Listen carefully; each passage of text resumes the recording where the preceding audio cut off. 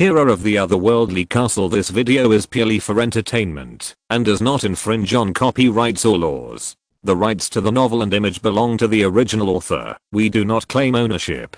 Don't like waiting and want to listen to this fanfic in full now? Subscribe to our Patreon, where you'll find the best fanfics.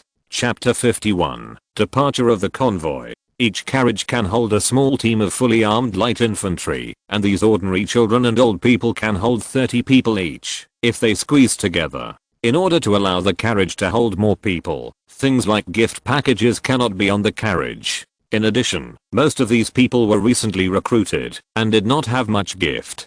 Considering this, Yang Song simply ordered these people to abandon these gifts, and compensate each person with 1 or 2 taels. This money is enough to buy a lot of things. In addition, Yang Song also took into account the trust of the people, and gave them money first. Therefore, when they set off, the management staff gave money with one hand, and asked the people not to carry any packages. They just gave each person a water bottle. Okay, you two are very young, so don't get on the car. Let the people behind you.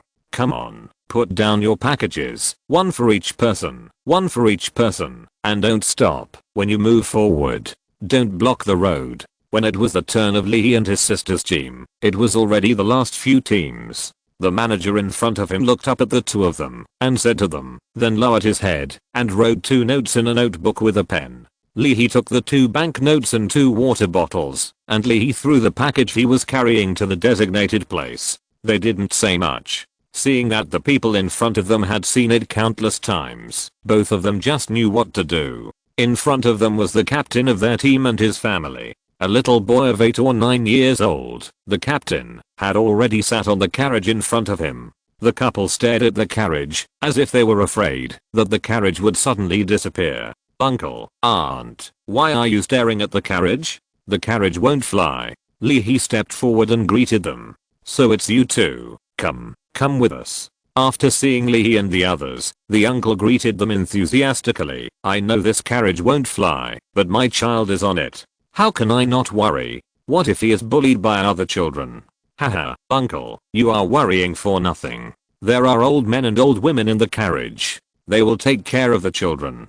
Maybe they will take better care of them than you two. Lee laughed and teased the couple. Sister, how can you talk like that? You are so disrespectful. Why don't you apologize to your uncle? Lee criticized his sister seriously. He turned around and apologized to the two of them. Uncle, aunt, I'm sorry, my sister is ignorant and has no sense of propriety. Please don't be offended by me. Lee also realized that she had said something wrong. She stuck out her tongue and apologized to the two of them embarrassedly. I'm sorry, uncle and aunt, I didn't mean it. The uncle and his wife saw the two people's apology and waved their hands repeatedly, saying, it's okay, Zyro, he is right. There is no need to be like this. Seeing this, the two of them were a little embarrassed. After saying this, the uncle also sighed. You two are really sensible and good children. And the aunt also agreed very much. Yes, the head of the family is right. Especially Lee. He is so sensible. Okay, this car is full. Pay attention. There are family members in the car. Pay attention. We are off. At this time, the person in charge of loading the carriage shouted loudly to the people around.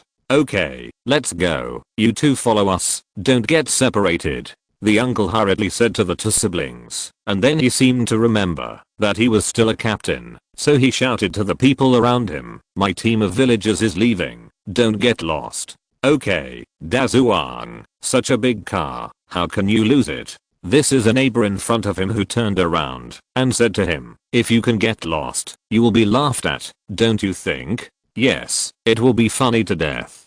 Don't worry, Captain Dazuang.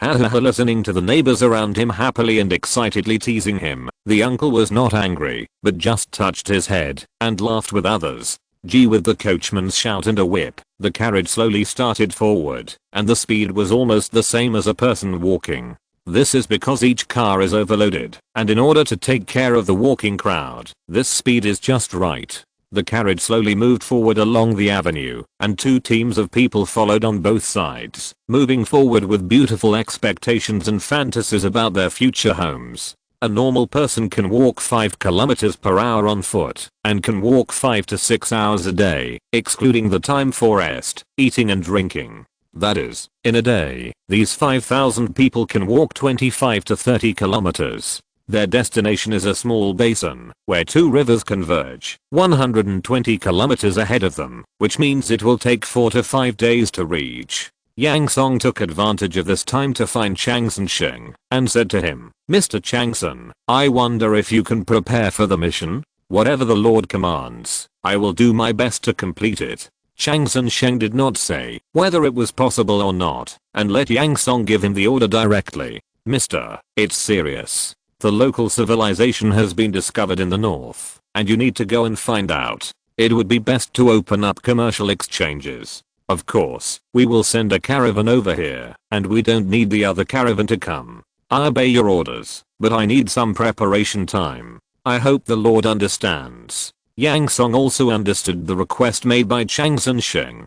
"How can you do things without preparation? Okay, Mr. Chang San, tell me directly if you need anything." Yang Song agreed. After Chang San Sheng left, Yang Song called Chen Ping again and said, "I wonder if you have any idea about intelligence work." "Lord, I already have an idea," Chen Ping replied. "In the territory, we need to set up an intelligence investigation bureau on the surface and arrange some spies in secret. And outside the territory." Chen Ping said this with some hesitation and finally said, "The territory is divided into north and south. The south needs to send out the exchange team to investigate the internal intelligence of each tribe and then send cavalry scouts to spy on the distribution of each tribe.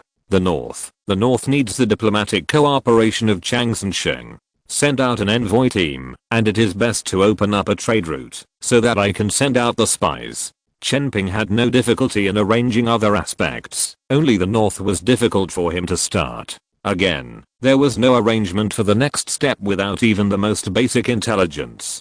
So he dared to advise Yang Song to send out an envoy team to collect intelligence before he could proceed with the next plan. "Haha, sir, don't worry. I have just asked Chang San Sheng to make preparations for the mission."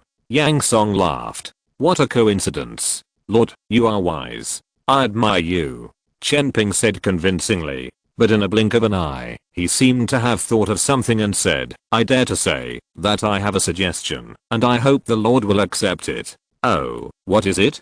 Tell me." Yang Song was very curious about what Chen Ping was going to say. Chapter 52 Li Bao returns. "I'll just say it straight." Chen Ping bowed and said, "I think the title of Lord is not suitable for you. There should be a more majestic and loud title that suits you, who is wise and powerful.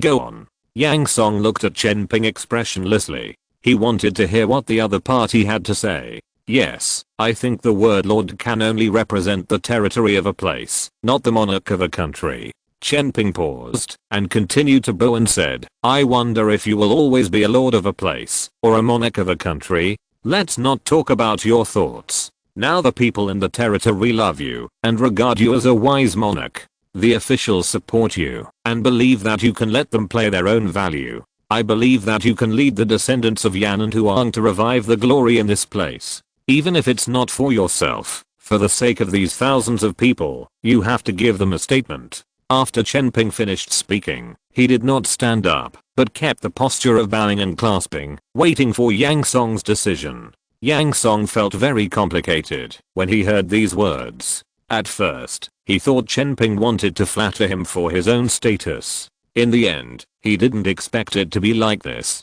Chen Ping said so much, but in fact, he meant one thing, that is, as a leader, he should be more active, more ambitious and ambitious. Although Yang Song had made a speech when he was supposed to come to this world, he has been spinning around on this acre and 3-point land, showing no strong pioneering and enterprising spirit. Although he and some officials know that progress must be made step by step and cannot be achieved overnight, ordinary people don't know. "I know what you mean, sir, but it's too unbecoming for me to be a king for this acre and 3-point land." Yang Song expressed his true thoughts. Yang Song believes that the current territory and population are too small. If he is a king now, he may be laughed at by future generations. "You are right.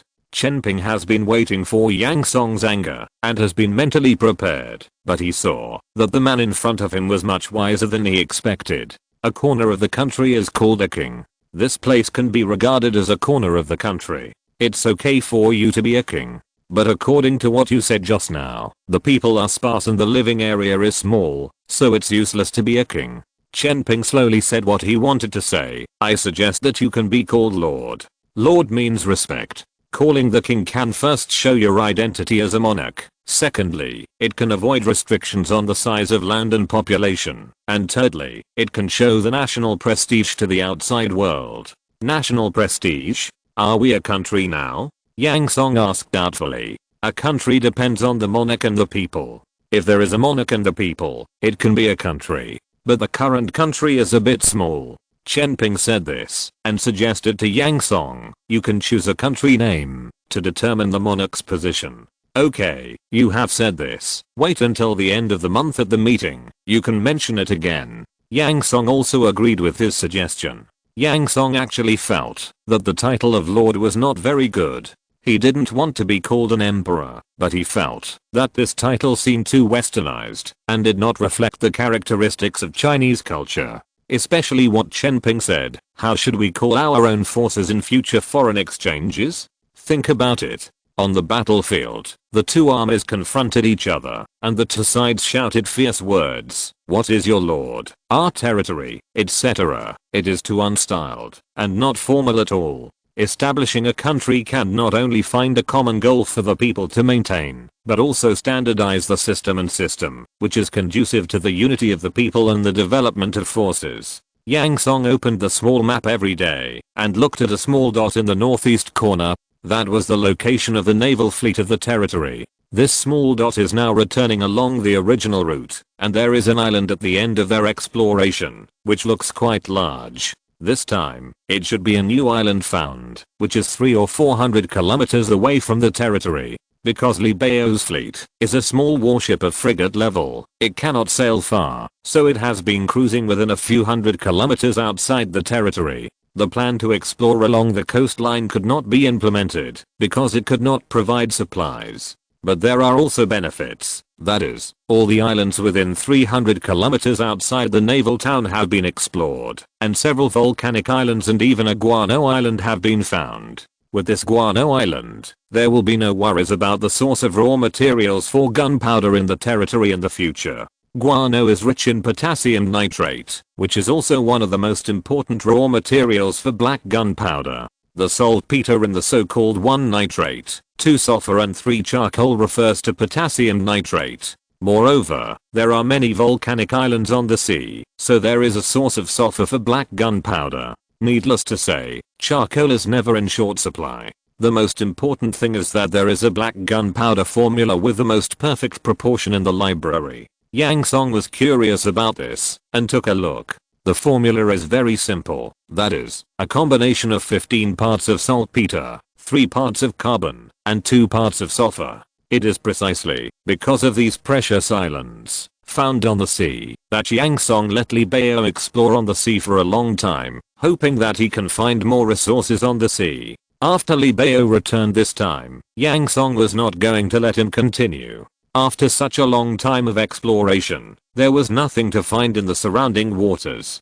Even if it was farther away, these 3 small boats could not get through. After coming back, let the officers and soldiers of the entire fleet rest for a while. After the 2 transport ships of the Navy town are built, they will explore northward along the coastline to find the native civilization on the coastline.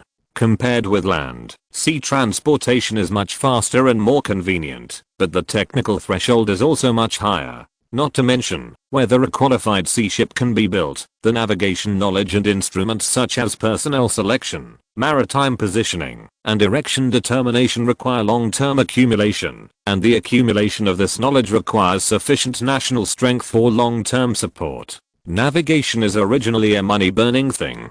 If there is no maritime trade to fill the deficit in this regard, no force can persist for a long time. Fortunately, these 3 frigate-class sailing warships were not built by the territory itself, which saved a lot of costs. You know, according to the person in charge of shipbuilding in the Navy town, building a high quality warship rewarded by the system is enough to bankrupt the current territory's finances. Not to mention that there are still 3 ships to be built. A century-old navy is not just talk. Lord, I have returned from the voyage and come to report on my work. What should I do next? Yang Song met Li Bao in the living room. Commander Li, you have worked hard. If you have anything to say, don't rush to tell me. Listen to me first. Yang Song said to Li Bao diligently. Rest for a while after you come back this time. I believe you have seen that the 2 ships in the dock will be built soon. Li Bao nodded affirmatively, and Yang Song continued, when these 2 ships are built, you will take enough supplies, set off to the north, and explore the local forces along the coast. This is Yang Song's plan, to open up a trade route by sea, while opening up a trade route by land. 1 land and 1 sea, 2-pronged approach. Chapter 53 A Mountain of Gold. Yes, I obey your order. Li Bao accepted the order. Why don't you go to the Navy town in a hurry? There will be a monthly meeting in 2 days. You will also attend. There are some things to announce this time. Yang Song said.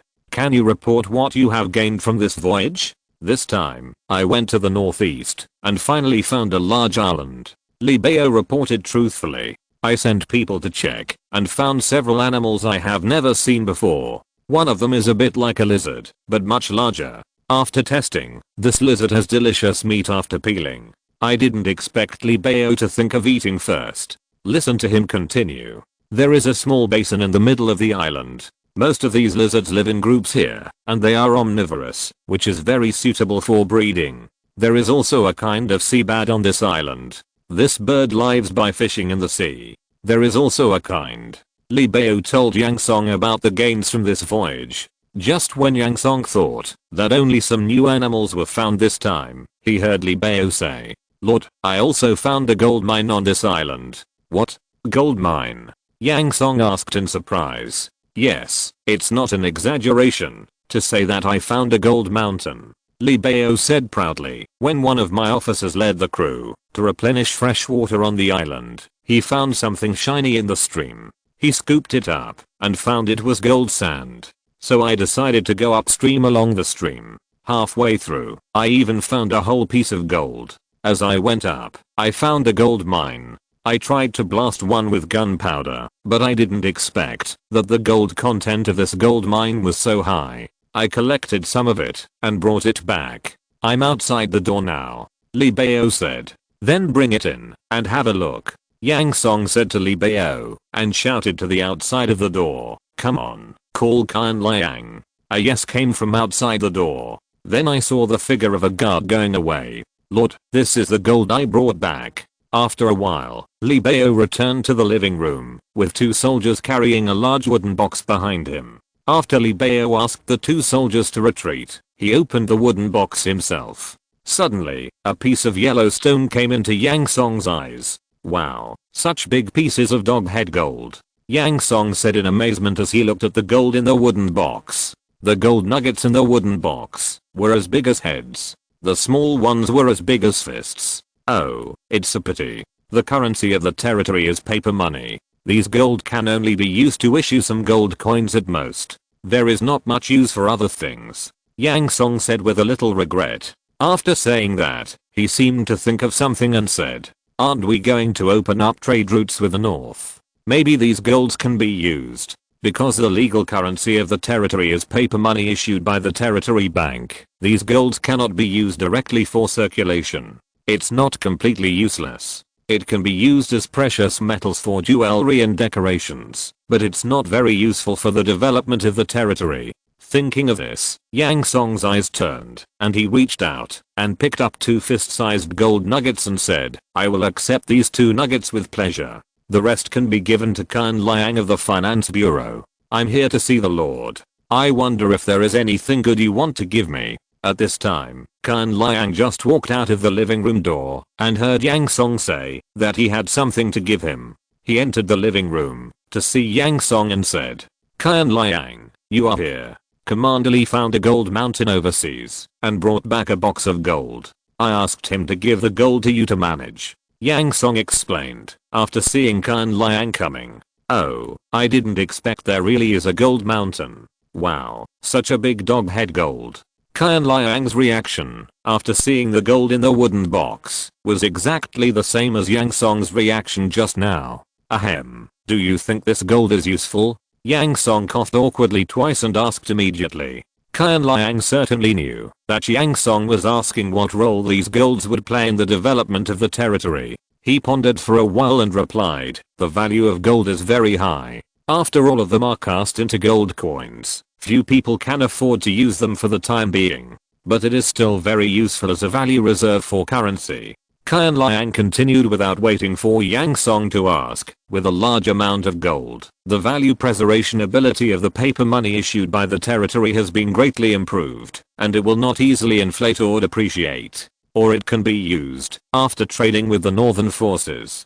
Kan Liang frowned and tried hard to try if there were any other uses. "Well, it seems that these golds are still very useful," Yang Song said a little unexpectedly. He thought they could only be used as jewelry, but he didn't expect that they would have such a big role in finance. "They are indeed professionals. I can only think of so much for the time being. I'm really ashamed. I think these golds still have many uses, but I really can't think of too many for the time being. I hope the Lord will atone for my sins." After some hard thinking, Kan Liang could only think of so many uses, and he apologized to Yang Song very ashamedly. "It's okay, it's not your fault." Yang Song waved his hand to indicate that it was okay, and said, "It's not easy for you to think of so many uses in such a short time. How can I blame you? Then tell me, should we mine this gold mountain?" Yang Song asked again. "I think it can be used in the near future, and there are still a lot of gold reserves in the territory."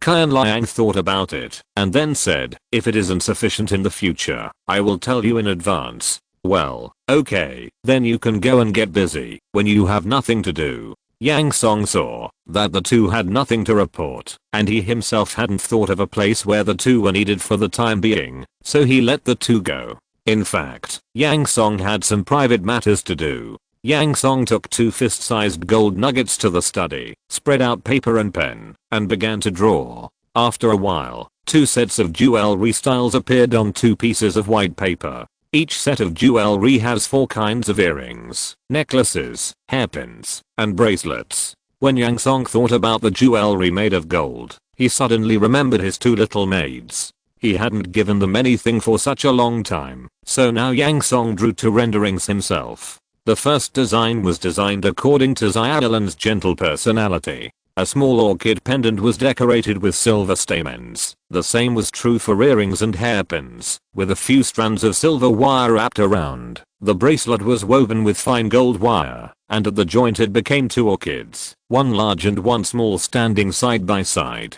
The second one was prepared for Xiaolan, who was more lively and cute, and the azalea just fit her name and personality. The other styles were no different from Xiaolan's orchid, except that the orchid was replaced with azalea. Yang Song looked at the 2 pictures in his hand, and was very satisfied, but he didn't know if the craftsmen in the territory could make them, such as gold and silver fine wires, thin gold chains interlocking, and bracelets woven with gold wires. Although pure gold is soft, it is not too soft. Never mind, I'll find out after I ask a few skilled workers from the arsenal to give it a try. Yang Song thought. Yang Song asked the weapons factory to make 2 sets of jewelry for him. Is this a waste of talent? This is also a way of using his privilege as a lord to benefit himself. This is the first time he has done such a thing. Chapter 54, Lord's Embarrassment. I hope these 2 girls will like it. I'll give them a surprise when the time comes.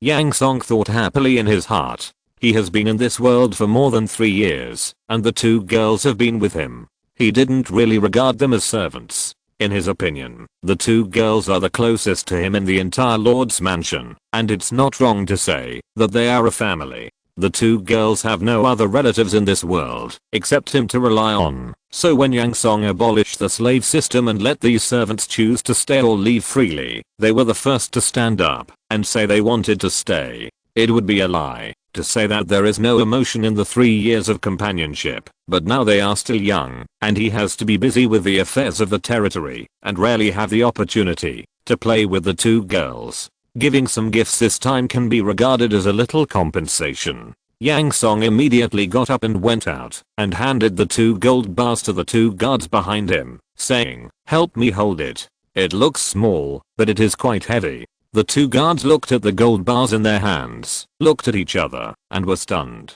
They had no choice but to help the Lord hold it. Yang Song went directly to the arsenal. When he didn't see Li Ji, he found the person in charge, but the person in charge told him that the arsenal couldn't help him make this gadget. "Lord, these jewelry are too delicate. The arsenal only makes large items. We can't help you.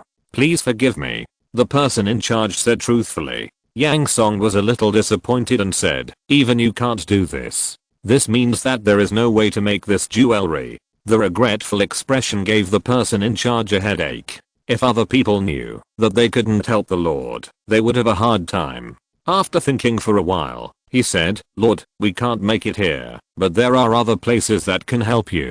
Tell me quickly, where is it?" Yang Song said anxiously. At this time, he had long forgotten to pay attention to the Lord's appearance. "Lord, don't worry, it's not far away," the person in charge said. "Isn't there a workshop in the south? There is a shop that makes gold and silver jewelry there. The Lord can try it." After speaking, he wiped the sweat from his forehead. Yang Song was anxious, and he was actually more anxious. "Okay, got it, thank you," Yang Song said, not caring about the expression of the person in charge, and walked straight away. The Lord said thank you to me.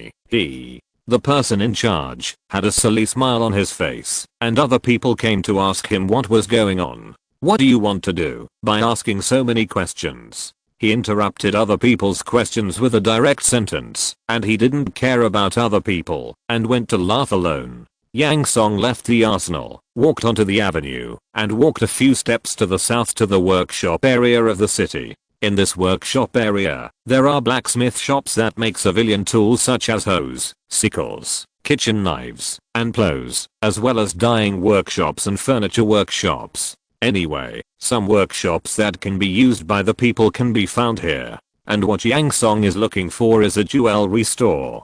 Soon, he asked the passers-by about the location of the gold and silver shop. It was not far ahead, a very conspicuous street workshop. Entering this magnificently decorated shop, a capable young girl in the lobby immediately came up to him. "I didn't know that the Lord was coming. I'm sorry for not welcoming you. Please forgive me." Because Yang Song often visited various places, especially the people of Xianqi City, they basically knew their Lord. "This time I came as a private person. Don't be restrained. Just treat me as an ordinary guest." It was also the first time that Yang Song went to the store as a private person. "So, guest, I wonder what you are doing in our store?" The young girl looked quite old, but I didn't expect her to be so opinionated in dealing with people. The performance of the young girl in front of him once made Yang Song look sideways, and he said, "I'm here to make this jewelry. I brought the raw materials and the drawings." He asked the 2 guards behind him to take out the gold, and he took out the drawings from his arms and handed them to the other party. The girl took the drawings respectfully with both hands, and the gold was placed on the counter by the 2 guards. "Master Zhao, please take a look at this drawing. Can we make it according to it?" The young girl handed it to a master craftsman at the workbench in the corner next to him. The old master had already noticed Yang Song and his team, and stopped what he was doing. The old master took the blueprint, opened it and started to read it, praising it as he read. "It's really beautiful. It will definitely look great when it's made. Master Zhao, I'm not asking you to see if it looks good. I'm asking if you can make it." The girl asked anxiously. "I'm looking at it right now. Why are you in such a hurry?" Master Zhao replied without even looking up, looked at it for a while and then said, "It can be made, but it will take some time. It's okay if it can be made. Tell me when it's done, and I'll come to get it. Do you want to pay me now, or when it's done?" Yang Song asked with a sigh of relief. "Look at what you said. We can just send it to you when it's done. Why bother you to make another trip?" The girl immediately said, "As for the wages, just pay it when the time comes.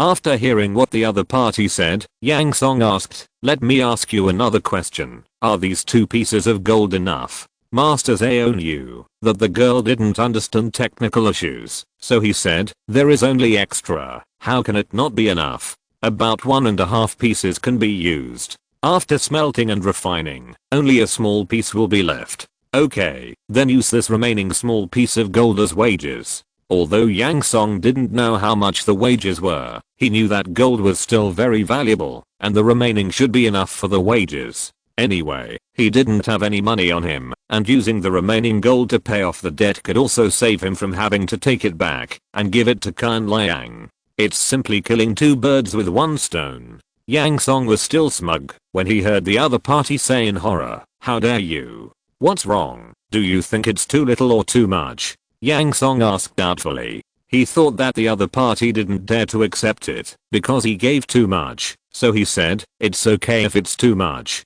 Just change the extra money to me and send it together. If you think it's too little, just say it directly." He was still thinking in his heart that he was a lord and should lead by example and not give tips randomly. Who would have thought? "My lord, have you forgotten? It was you who issued the order that gold and silver are not allowed to circulate directly in the market. They must be exchanged for paper money or issued gold coins before they can be used in the market." The little girl looked at Yang Song and didn't get the point. After talking for a long time, she couldn't help but sigh and said the decree that was issued not long ago. Ha ha ha. Yang Song was really embarrassed. If there was a crack on the ground for him to get in, he would definitely get in. It was too embarrassing. He was still complacent just now, thinking that he was a qualified lord, but he didn't expect to be slapped in the face immediately. He never expected it. He can still have such an embarrassing moment. Fortunately, the little girl also saw Yang Song's embarrassment and said, "Lord, you are busy all day long. It is normal that you can't remember some things. It's nothing. He is really worthy of being a lobby manager. He treats people well." Yang Song heard the little girl speak for him and couldn't help but praise her in his heart. "Okay, I'll send it to the Lord's house when it's done. I will pay for it then." After Yang Song finished speaking, he turned and left. Seeing his anxious look, it seemed that he didn't want to stay in this place for a moment. On the way back, Yang Song thought that he would never go out to buy things again. If you're listening to this novel on a channel other than Fanfic World, it means they downloaded and uploaded it without effort. We cordially invite you to visit our channel, Mundo Fanfic Novelos. There you'll find the original version of this story and you can explore many other novels of various genres. We're waiting for you to immerse yourself in a world of incredible novels. Chapter 55 Arrival at the Destination. On the other side, after 4 days of long journey, the immigrants also arrived at their destination. Leahy carried Leahy on his back and followed the carriage, looking at the crowd in front of him, all of whom looked exhausted, sitting or standing in groups to rest. "Brother, are we here? Put me down. I'll walk by myself." Leahy whispered on his brother's back. "I don't know. I'll go ask. It's going to be dark soon, and it's time to rest." Leahy didn't know if he had reached his destination. Anyway, the situation when he rested a few days ago was similar to the current situation. "Okay, I'll wait for you here." Leahy got off Leahy's back, stood there and rubbed her calves and said. Leahy told his naughty sister, "Well, don't run around, otherwise you'll get lost again." Leahy's words were not just talk, but Leahy had a criminal record. Just 3 days ago, when their team went camping for the first time, Leahy was very excited. She ran around like a horse with its reins untied in the campsite, and finally she ran to who knows where. When Leahy found her, the little girl was squatting next to a carriage and crying hard. Thinking of the embarrassing thing a few days ago, Leahy was immediately unhappy. She pouted her lips and stamped her feet. Just as she was about to say something, she forgot that she had sprained her ankle. She curled up in pain and said with her big crystal clear eyes that were about to burst into tears, "Oh, brother, you are a bad guy. Haha, I forgot that you sprained your ankle. Now you can't run away, even if you want to." "I'm relieved." Leahy looked at his sister who was about to cry in pain. Although he was mocking her, he walked forward and squatted in front of Leahy. "Brother, you are still making fun of me. Humph, I really don't care about you anymore." Lee said angrily. As he was talking, he saw Lee squatting in front of him to help him check his ankle. He turned his head and made an expression of ignoring him. Come, let me see. Are you okay? Who told you to stamp your feet? Look, you are hurt again. Lee didn't know how many times he had heard his sister say that she would ignore him. Looking at Lee, who didn't speak, Lee said, come, I will rub it for you. Although Lee still looked like she was ignoring her brother, she stretched out her feet disloyally. Lee smiled and didn't say anything. He just concentrated on rubbing his sister's ankle. Lee didn't hear her brother talking, so she secretly glanced at Lee in front of her with the corner of her eyes, as if she was afraid of being discovered by others. Haha, you two brothers and sisters have a great relationship. The uncle, who had been watching the excitement for a long time, said at this time. Sorry to make you laugh, uncle. My sister is like this. I'm used to it. Lee looked up and showed a kind smile to the uncle. Lee's cheeks were slightly red, but fortunately it was late, and it was not noticeable. Okay, Lee, you stay here to take care of your sister. I'll go ask what's going on in front. The uncle patted Lee's shoulder and walked towards the crowd in front. Lee shouted towards the uncle, okay, thank you uncle. Thank you for what? Your uncle is a kind person and the captain of the team. You don't have to thank him. The uncle's wife said to Lee kindly at this time. Since the uncle was here just now, she didn't say much.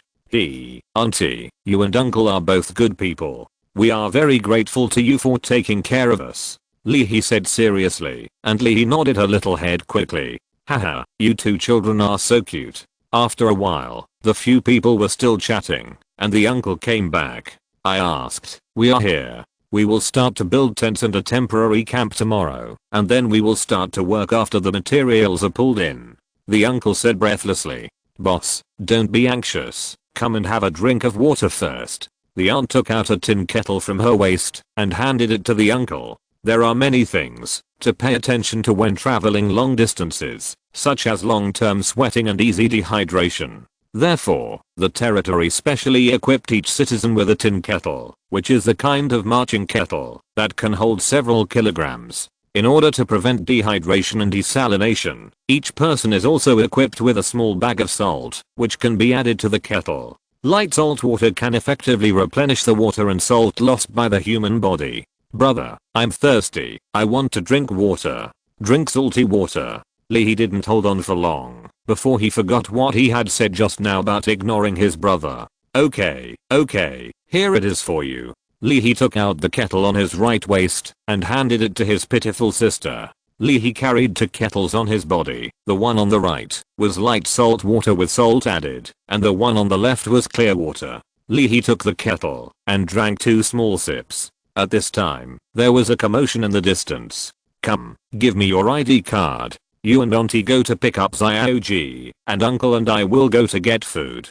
Lee said to his sister. Looking at the commotion in the distance, he knew that it was time for dinner again. He and his uncle were going to get food together and asked Lee to follow auntie to the carriage not far away to pick up auntie and her child. As for the ID card, when they were called up, each person was given a wooden card with some basic information such as gender, how long they were called up, age when they were called up, and basic description of their appearance. It's a pity that they couldn't draw a personal portrait on each card. And now this card is the voucher for collecting meals, one for each person. The tabler is also a meal plate pressed out by the hydraulic press in the territory factory, with several small pits, and different foods can be put in respectively. Okay, brother, hurry up, I'm hungry. Lee took out his ID card from his arms and handed it to Lee, urging.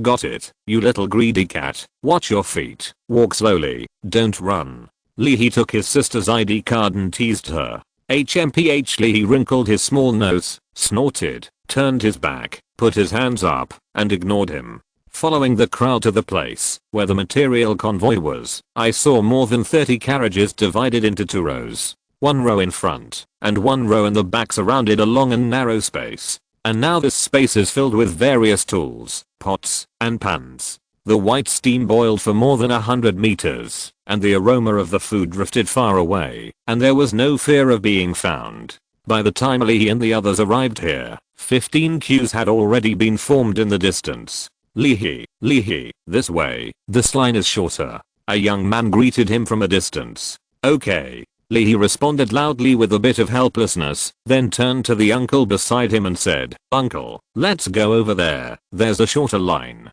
Lee He spoke loudly. If he spoke softly, even if it was right next to your ear, you might not be able to hear it. The noise at the meal scene was really too loud. Chapter 56, Brother and Sister Bond. Lee He and the other man quickened their pace and stood in front of the other person and behind the young man who had just shouted at him. "Lee He, why are you here now? I've been waiting for you for a long time." The young man turned and said to Lee He. Lee He rolled his eyes at the young man and said, "Wumaro, you have really good eyes. It's so dark and there are so many people, but you can recognize me at a glance." That's right. Don't you look at who I am. I'm your future brother-in-law." Wumaro raised his thumb and pointed at his nose complacently, saying, "Besides, a man as handsome as you is too eye-catching. How could I not find him? Wumaro, let me tell you, you can eat whatever you want, but you can't say whatever you want. Who is your future brother-in-law? And, am I praising you?" Lee He was speechless at this man's shamelessness. "By the way, I'm handsome and elegant. What do you mean by a beautiful man? Is beautiful used to describe a man, you illiterate and uneducated?" When Lee He heard the second half of Wumaro's words, he felt that he was going crazy. Yes. I'm illiterate, I'm uneducated and uneducated. As long as you become my brother-in-law, I don't care what you say. Wumaro is really shameless. For his own sake, for his future happy life, he has long forgotten what face is. Lee He really couldn't help but say, "Wumaro, let me tell you, your sister is still so young, only 14 years old. You are going to find someone for her to marry. Be careful not to be caught. What are you afraid of? I'm not asking her to marry you now. Settle it first, and when he is 18 years old, you two can get married. By then, I can also be with Zyro." Lee He said to Wumaro with a gloomy face, "Wumaro, let me be straight with you. I don't want to get engaged to your sister now." "Lee He, do you have someone you like?" Wumaro asked curiously. "Or my sister is not cute, not pretty, not gentle." After hearing Wumaro's 3 consecutive questions, Lee He hurriedly turned his head and looked around, as if he was afraid that his words would be heard by someone. No, don't talk nonsense. I don't have time to think about these now." Lee He explained to Wumaro, "Look, now we don't even have a place to stay, and we are about to start work. We really don't have time to think about these." Wumaro asked vigilantly, "Really? You didn't lie to me, did you? You are not delaying time, are you? Really? No. Lee He was so scared when he heard Wumaro's question that he broke out in cold sweat on his forehead. He didn't expect that Wumaro, who had always been not very smart, would finally be smart for once. "Okay then. I'll trust you for now. When we are done, I'll see what else you have to say." Wumaro smacked his lips with some regret, turned around and ignored Lee He. Lee He then reached out and wiped the cold sweat from his forehead. At least he managed it this time. The uncle folded his hands and watched the conversation between the 2 young people with a smile and sighed. It's good to be young. The night when 5,000 immigrants set off, the entire convoy was busy with the management staff to maintain the order of the camp. After all the distribution and management were done, Lee He ran around excitedly to play. In the end, Lee He ran away. Lee He said anxiously, "Uncle, Lee He is gone. You are gone, aren't you right here?" The uncle said with a confused look on his face, "You kid, are you tired? Why are you talking nonsense?" "Uncle, it's not me. It's my sister. My sister Lee He is gone. Did you see it?" Lee He said anxiously, "Just now I was cleaning the ground, and I didn't pay attention, and she disappeared." "Lee He, don't worry, your sister is such a big girl, she must have gone out to play. Maybe she will come back in a while." The uncle comforted. "Uncle, you don't know, my sister is very bad at finding the way. As long as she goes to a strange place, as long as I don't follow her, she will definitely get lost alone." Lee He was even more anxious when he heard that his sister ran away to play. Lee He felt bad now. In such a messy camp, there were people walking everywhere, and it was still so dark. How could he find her? "Lee He, don't worry, let's go and look for him." I just saw him running over there. The uncle got anxious when he heard that Lee didn't know the way. Fortunately, he saw the direction where Lee ran to play. Lee followed the uncle and looked in one direction. While looking, he shouted, Lee, Lee. Just as Lee shouted, Lee, where are you? A young man with a little girl next to him said to him, hey, brother, what are you shouting? It's late at night. Do you still need to rest? I'm looking for my sister. Have you seen a little girl in a light yellow dress? She is about the same age as the girl behind you, but half a head taller. Lee asked hurriedly when he saw someone talking to him. Brother, I know you are looking for someone, and I also know you are looking for a little girl. The young man laughed after saying that, but the little girl behind him quietly rolled her eyes. You know, where is she? Tell me now. Lee was very excited when he heard that the person in front of him knew who he was looking for. He grabbed the shoulders of the young man in front of him and shook him. Stop, stop, stop. Talk properly and don't make a move. Wu Mao finally broke free from Lee's hands and took 2 steps back, saying, brother, my name is Wu Mao. Wu is the surname Wu, and Mao is the Mao with a lot of water. Brother, what's your name? Lee stood there and waved his hands again and again, saying, okay, I won't do anything.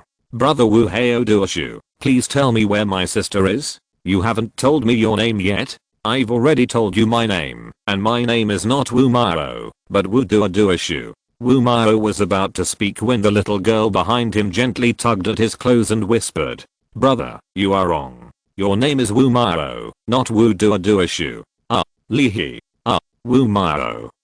Others. Oh my god. Brother. No one is so harmful as you. Wu Mao took a long time to reflect on what he had just said. He got anxious immediately. After this, Lee's originally anxious mood suddenly became less anxious. He said to Wu Mao, brother Wu Mao, I'm sorry, I was a little too anxious just now. My name is Lee, Muzi Lee, the he of rivers, lakes and seas. You can just call me Lee. Wu Mao was also a thick-skinned man. Seeing Lee apologized to him, he shook his head and said, okay, forget about what happened just now. Lee, what girl are you looking for? After Wu Mao finished speaking, he seemed to remember why he came to talk to him, and laughed again. Brother Lee is so anxious. What are you doing? At this time, Wu Mao's sister couldn't stand her brother anymore, and poked his brother's arm, and said in a tender voice, ahem, this is my first time pie. I recommend White Forest's Zombie Evolution.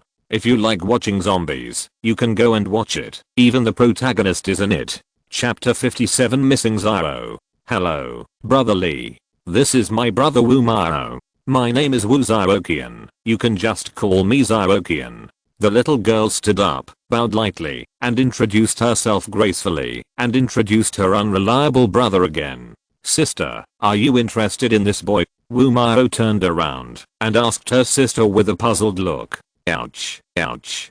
I won't say anything. Is it okay if I don't say anything? Suddenly, Wu Mao cried out in pain, holding her right waist, and took a step away from her sister. Wu Zhaoqian blushed and said to Wu Mao angrily, brother, if you keep talking nonsense, be careful of me. As she spoke, she raised her right hand and made a heart shape with her thumb and index finger. When other people saw this scene, anyone who had a wife would take a breath of cold air, as if they were feeling the same way. Some even couldn't help rubbing their waists, as if their waists were also starting to hurt. Oh, my sister. Wu Mao rubbed the soft flesh on his right waist with his hand, and said, how can you get married like this? You have lost all your gentleness. Humph. Wu Zhaoqian snorted at Wu Mao. Seeing the actions and reactions of those watching the fun around her, her cheeks suddenly turned red again. It was almost red enough to bleed. At the beginning, it was not very obvious with the help of the bonfire, but now even the red flames could not cover her rosy cheeks.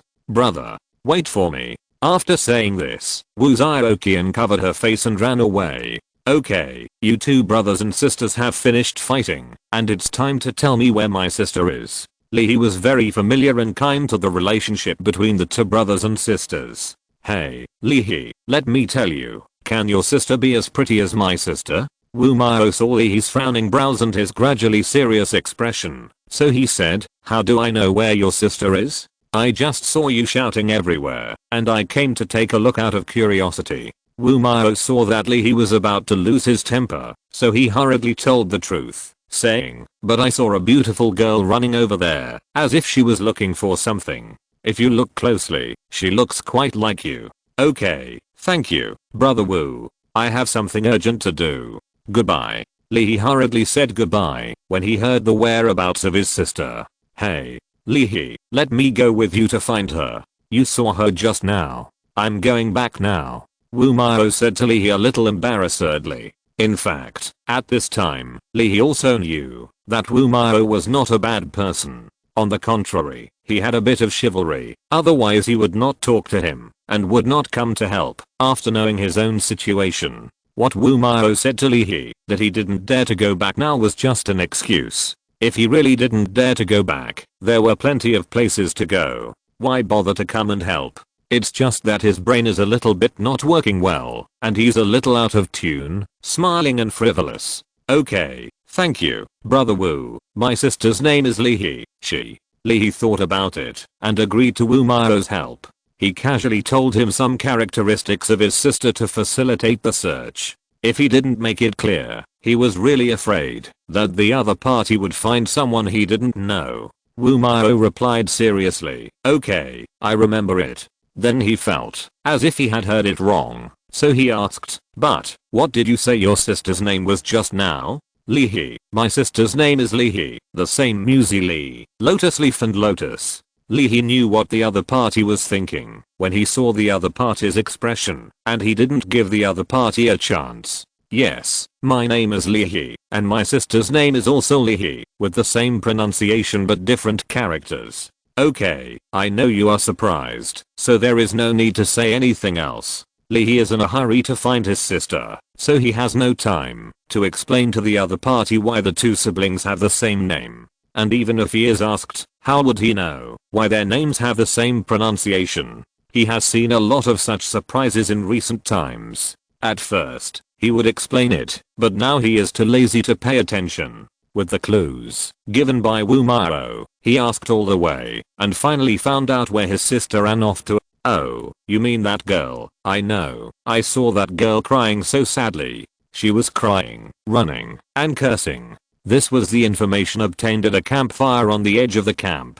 The young and honest man seemed to have remembered something and said, "The girl seemed to be cursing bad brother, stinky brother, bad Li, stinky Li. Who is Li among you, bullying a little girl like this?" "Thank you, brother." Li heard his name from the other party and asked hurriedly, "I'm the Li that the girl is talking about. I'm her brother. I wonder where the girl is running to." "Oh, you are Li, and the girl turned out to be your sister." The man suddenly realized, although he had no idea what was going on. He pointed in a direction and said, "It seems to be over there with the two carriages." Li and the other man looked in the direction of the man's finger and saw several carriages parked side by side, blocking the river wind for the bonfire. The two looked at each other, followed the windbreak wall formed by the carriages, and walked carefully to the other side of the carriage wall through the reserved gap.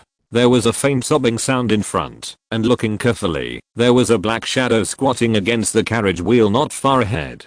"Li, it's so dark here, you won't run into a ghost, right?" Wu Mao said to Li a little worriedly, and hid half of his body behind him. "What nonsense are you talking about? Really, you are so timid." Li said helplessly. He didn't want to waste any more time. "Li, is it Li?" Li called out softly tentatively. Unexpectedly, there was no response, but a burst of crying became clearer and clearer. This scared Wu Mao, and he jumped behind Li and shouted, "Ghost." This shout scared Li so much that after reacting, he shouted angrily, "Ghost, what are you yelling at? That's my sister." After hearing her familiar crying, Li felt relieved.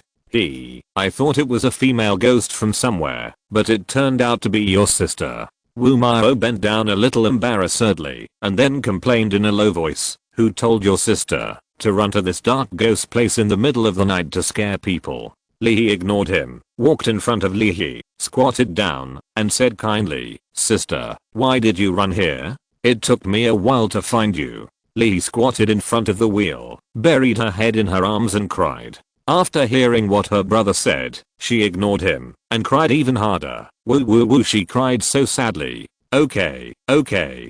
Don't be afraid. Don't be afraid. Lee touched his sister's head, comforted her softly, squatted here, accompanied her, and waited patiently. I have decided. For the readers who have always supported me, I will add 2 more chapters. 1/2. Chapter 58, 3 worlds. Lee, this is your sister. Why is she hiding here crying like a little kid, unable to find the way? Wu Mao stood behind Lee and said directly without any scrutiny. Lee was crying and sad and wanted her brother to accompany her more and comfort her for a while. When she heard this, she stopped crying immediately, put down her arms, raised her head, and said with tears in her eyes, "Who are you? I cry for my own good. What does it have to do with you? I cry because I have a brother who loves me, so I cry. What's wrong with me crying? Brother." Lee turned her head, sniffed a little with a sob, and called Lee. This call of brother gave him goosebumps all over the floor. Speak nicely. Lee couldn't stand his sister like this, so he stood up and said unhappily, "Just say whatever you want to say, I want to eat later." She said to Lee coquettishly, "Brother, help me scold this person. I'm a girl. Can't I scold him?" Lee was in the delicate period of a girl, just after crying at this time, very emotional. Lee stretched out his hand and gently scratched Lee's nose, saying with both pampering and anger, "You girl. You are a girl. You can't scold people. Do you notice these now? What do you do normally? What's the difference between you and a boy when you go crazy? Brother, there are strangers here." Lee twisted her body and said coquettishly and shyly, "You still know there are strangers here. Didn't you ask me to scold him just now?" Lee was really helpless with his sister. Brother Wu. Lee only noticed at this time that Wu Mao, who had been very active, was standing there motionless. Seeing that the other party did not respond, Lee walked over and waved his hand in front of his eyes. Wu Mao. Ah, it's Lee. Wu Mao seemed to have come back to his senses and said, "No, brother. Big brother." Wu Mao grabbed the hand in front of him and clenched it tightly and said excitedly, "Lee, from today, no, from now on, you are my real brother." Lee pulled his hand out of the other party's hand with great strength and wiped it on his clothes in disgust. After hearing what Wu Mao said, he said, "What's wrong with you again?" But he saw that the other party's expression was a little wrong. No, it should be said that it was very wrong. Looking in the direction of the other party's line of sight, he found that the other party's eyes had never moved away from his sister. Just now, Wu Mao heard that this ghost girl wanted Lee to scold her, and he was so angry that he wanted to step forward and say a few words, and then he saw that Lee and his sister stood up. The two siblings couldn't see clearly what was going on while they were squatting. When they both stood up, they saw the face of Lee's sister with the help of the firelight shining through the gap between the two carriages. In an instant, Wu Mao's heart was completely numb at this moment. It seemed like eternity, and it seemed like an instant. That beautiful face was completely engraved in his heart and entered the depths of his mind. In another instant, his heart, which seemed to have disappeared, throbbed and jumped hard. Boom boom boom, the heartbeat like a drum was deafening. Yes, Wu Mao knew it instantly. He knew that he was hopelessly in love with the other person, in love with the coquettish girl in front of him. He just looked at her infatuatedly, watching her get angry, watching her act coquettishly, watching her shy, watching her every frown and smile. It was not until Lee came and waved her hand in front of him that he woke up from his dream. Wu Mao grabbed the hand in front of him, as if by reflex without thinking, and stared at the cute girl in front of him. Lee set off from the city today with the carriage, and she was very excited. She followed her brother all the way, looking around like she was full of curiosity about the outside world. But after walking for a while, she began to cry out that she was tired. "Brother, I'm tired. Can I rest for a while before walking again?" The brother walking behind her looked at his sister who was jumping and started to cry out that he was tired. There was nothing he could do but comfort her. "Sister, how long have we walked? It's not time to rest yet. If you rest here, we will leave you behind and go first. But I'm really tired." When Lee waited for her brother, to walk side by side. She hugged her brother's right arm and acted like a spoiled child. Her brother looked at Lee, who put the weight of his whole body on him, and said helplessly, "Walk well, I can't walk like this. Come on, give me your water bottle, it weighs several kilograms." After he said that, he saw Lee take off the water bottle and hand it to his brother. Lee got the upper hand and said to his brother, "I know you are the best to me, brother. You are waiting for me here. Why don't I see you so smart before?" Lee looked at the water bottle handed to him and looked at the lively Lee with surprise. Lee laughed and said with a little shame and anger, "Oh, how can you, a big man, be so fussy like a girl?" Her little thoughts were seen through by her brother. Lee asked with a little unwillingness, "Brother, tell me, will you help me or not? Since you said so, how can I not help you?" His brother just carried 2 water bottles on his waist. In this way, except for the rest halfway and a lunch at noon, Lee was bothering his brother all the time. He was either shouting that his feet hurt or shouting that he couldn't walk, and even asked his brother to carry him. Although having such a savage and eccentric sister gave Lee a headache, it also brought a lot of laughter and fun along the way. Until dusk, the whole team had to set up camp and stopped completely. Lee, who had been shouting tired just now, cheered and disappeared in the blink of an eye. She looked around the entire camp, watching the groom take down the horse rack, and was very curious, and would get closer to see what was going on. Seeing that the people lined up several carriages in a row to block the river under the command of the officials, or enter the material carriage to see what was in the carriage. She wanted to take a look when they lit a fire and cooked, and she was also present when the firewood was piled up. In the whole dusk, her youthful and energetic figure was everywhere. It was not until night fell that the bonfires everywhere in the camp were lit in piles that she woke up.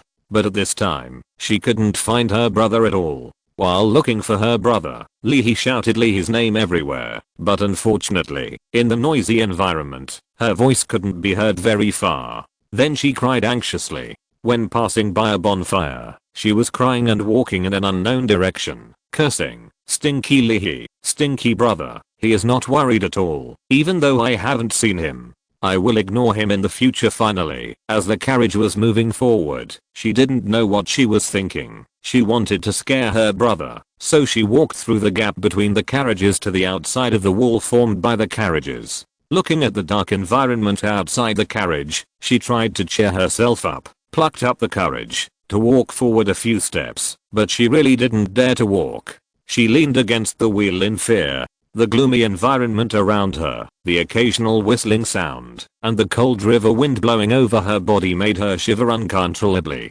"Woo, I have to stay up late to cultivate immortality today." 2/2. Chapter 59 Wu Mao's marriage proposal. Looking at everything around, Lee felt as if something was looking at her, wanting to suddenly pounce and hurt her. She couldn't help it, so she slid down the wheel, squatted on the wheel, put her knees together, wrapped her arms around her knees, and buried her head deeply in her arms. She sobbed in fear. Before she could sob for long, she heard footsteps coming, and she cried loudly in fear. Then she heard a ghost. The next morning, Wu Mao and his sister Wu Zhaoqian found Lee and his sister at the back of the team. "Lee, where are your parents?" Wu Mao looked around and said to Lee, "Why are you asking this?" Lee asked him curiously, "There are only 2 of us, brother and sister, just say whatever you want." Since the kid saw his sister last night, the wrong look in his eyes, and he was silent all night, and he didn't say much. This is totally unlike this kid's character. He came early this morning and asked his parents, could it be that this kid wanted to? Wu Mao's shout interrupted Lee's meditation, only to see Wu Mao clapped his hands excitedly and said, "This is great, what a coincidence. We are the only 2 siblings." Lee's face darkened when he heard it. Wu Zhaoqian saw that a silly brother was talking stupidly again, and reminded him, "Brother, what are you talking about?" Sorry, I mean it's a pity. No, it's 2. After hearing his sister's reminder, Wu Mao realized that he had said the wrong thing again, and hurriedly explained, but he couldn't explain it clearly. Okay, Lee interrupted, "If you have something to say, just say it, and if you don't, get out." Wu Mao hesitated for a long time, and before he couldn't stand it anymore, and was about to chase him away, he said, "Okay, then I'll say it straight. Li He, I like your sister, please marry her to me. Please." "No." When Li He heard this, he refused without thinking. Why? Wu Mao was disappointed after hearing Li He's refusal, and asked unwillingly. Li He turned sideways, waved his hand, and said, "No reason. No means no. Are you kidding? Her sister is only 15 years old now? This kid is so unreasonable. How could he let this kid succeed?" He thought about it carefully. This kid helped him more or less last night. It seemed a bit unkind and ungrateful to refuse without saying the reason. So he explained, "My sister is still young. It doesn't make sense for her to get married so early. The Lord has also stipulated that men must be 20 years old and women must be 18 years old to get married. And you are not suitable for my sister." Li He ignored him after he finished speaking. Li He, who had been standing aside for a long time, was completely stunned there. When she heard that this person wanted to marry her, her mind was blank. She didn't know what expression to make at all. How to respond. What to do. It was not until she heard her brother say that this man was not suitable for her that she had some reaction. Her face blushed, she covered her face with her hands, turned around and ran away. She is still a child. Why should she go through this thing that she shouldn't go through? After a short silence, Wu Mao's eyes lit up, turned his head to look at his sister, as if he thought of something, and said, "Li He, what do you think of my sister?" "Very good. Why do you ask?" Li He looked at him sideways and asked puzzledly. After hearing this answer, Wu Mao's eyes brightened, and he said anxiously, "How about our two families get engaged first, and then get married, when they grow up?" Stop. I say, did you take the wrong medicine today? Why are you talking nonsense? Li He immediately interrupted him, and said with a headache. "And what does our two families get engaged first mean? Engagement? What engagement? Who is getting engaged to whom?" Wu Mao answered doubtfully, "Of course it's between you and my sister, and between me and your sister. Look, our two families only have 2 brothers and sisters, and we both like each other's sister. How great is that? Isn't it that we are even closer relatives?" After Wu Mao finished explaining, he nodded with a good feeling about himself, thinking that his plan was perfect. Before he could say anything, he heard Wu Mao scream, "Ouch. It hurts. It hurts. Sister. What are you doing?" Behind Wu Mao, Wu Zhaoqian was just like Li He just now. Her face flushed, so red that she was about to bleed, but she didn't run away, but twisted her brother's soft waist again. "Brother, what do you think I'm doing?" "Of course, I'm thanking you for considering me." Wu Zhaoqian deliberately emphasized the word thank. Although she was almost overwhelmed by the shame at this time, she still turned to Li He and said apologetically, "Brotherly, my brother is like this. He speaks without thinking, and he doesn't have much social skills. I hope Brotherly won't mind." Seeing Wu Mao sweating in pain, Li He also trembled all over, as if he was afraid of being treated like this, and waved his hands repeatedly, saying, "No, no." She glanced at Li He shyly, lowered her head quickly, and said, "Then we will leave. Please forgive me for disturbing you this morning." Wu Zhaoqian twisted her brother's soft flesh with one hand, and dragged him away. The night they arrived at the destination, it was Li He's turn to get food. He handed over 2 identity cards, and returned them to him after the other party checked them. The person who served him food was a middle-aged man, not fat, but rather burly. The man picked up the iron dinner plate next to him, and used a large wooden spoon to hit the wooden basin in front of him, without shaking his hands. Li He returned to the campsite with 2 plates in his hands. His sister Li He saw him from a distance, and waved to him with her hands raised. After dinner, Li He sat by the campfire. After a while of silence, Li He said, "Brother, you won't really marry me to that idiot, will you? How could that be?" "Sister, even if you like him, you have to pass my test." Li He stretched out his right hand, and touched his sister's head, asked, "Do you like that boy Wu Mao? How is that possible? How could I like a stupid idiot like him?" Li He said firmly, "That's it. What are you still worried about?" Li He smiled slightly. The next day, just as the sky was getting light, Li He was still sleeping when he was shaken awake. Brother, wake up, wake up. Lee's familiar excited voice reached his ears. Lee stood up and rubbed his eyes. The first thing he saw was Lee's excited face. What are you doing? It's so early in the morning, and it's not even daybreak yet. He looked at Lee, who was about to fall asleep again, and hurriedly pushed him a few more times, saying, brother, don't sleep anymore. It's daybreak. It's daybreak. Lee seemed to be unable to sleep anymore, so he stood up, put away the blanket, and said, why did you get up so early today? Of course I went to bed early, brother. Look.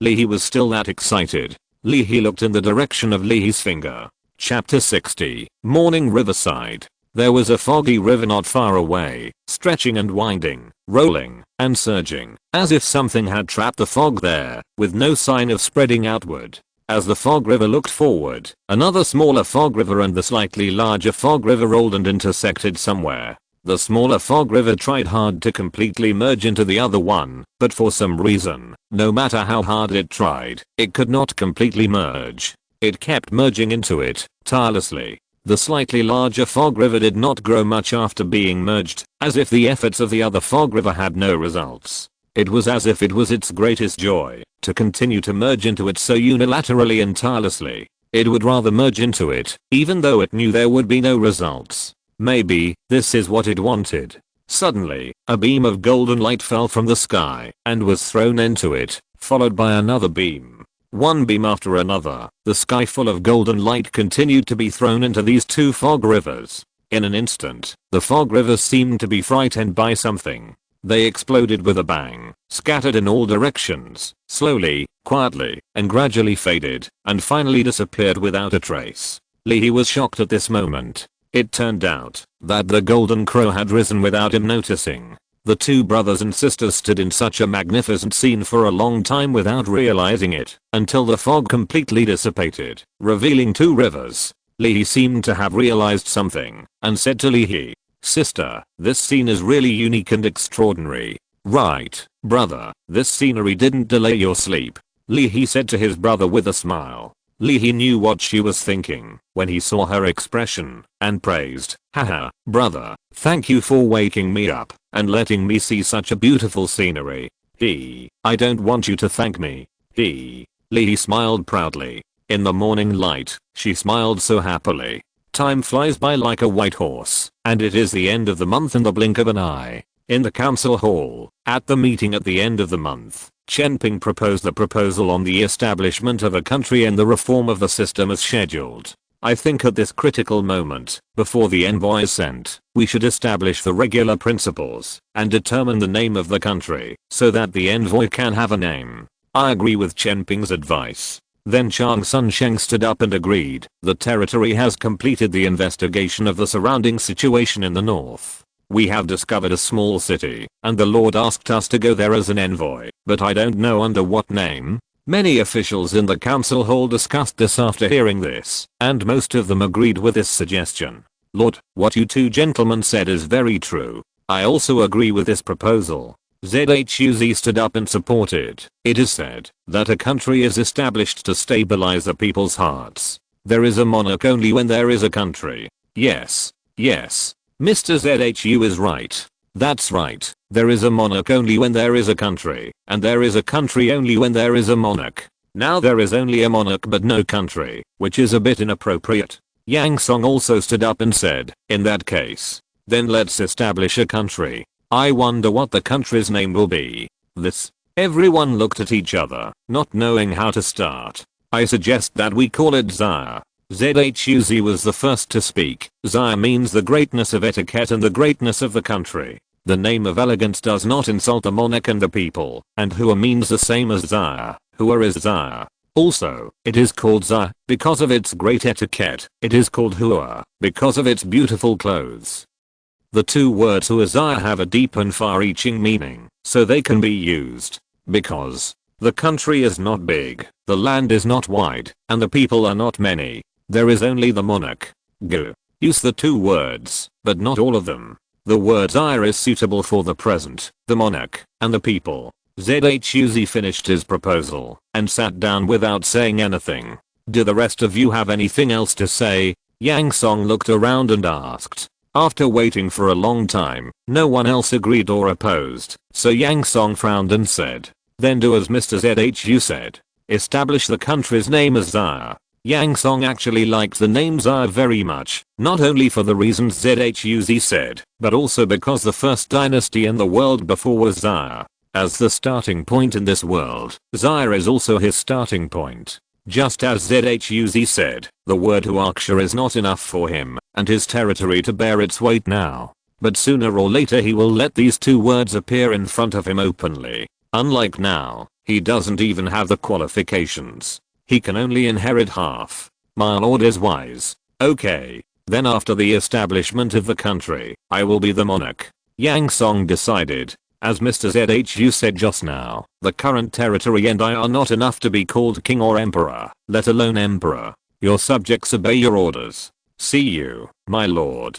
It's too early to shout now. Yang Song waved his hand and asked again, then, when will the founding ceremony be held? My lord, I observe the celestial phenomena every night, and infer that the first day of next month is a good day. It can be used to hold the founding ceremony. Yang Zanfu stood up and replied, the first day of next month. Isn't that 3 days later? Yang Song asked in confusion. It's so close. Is there enough time to prepare?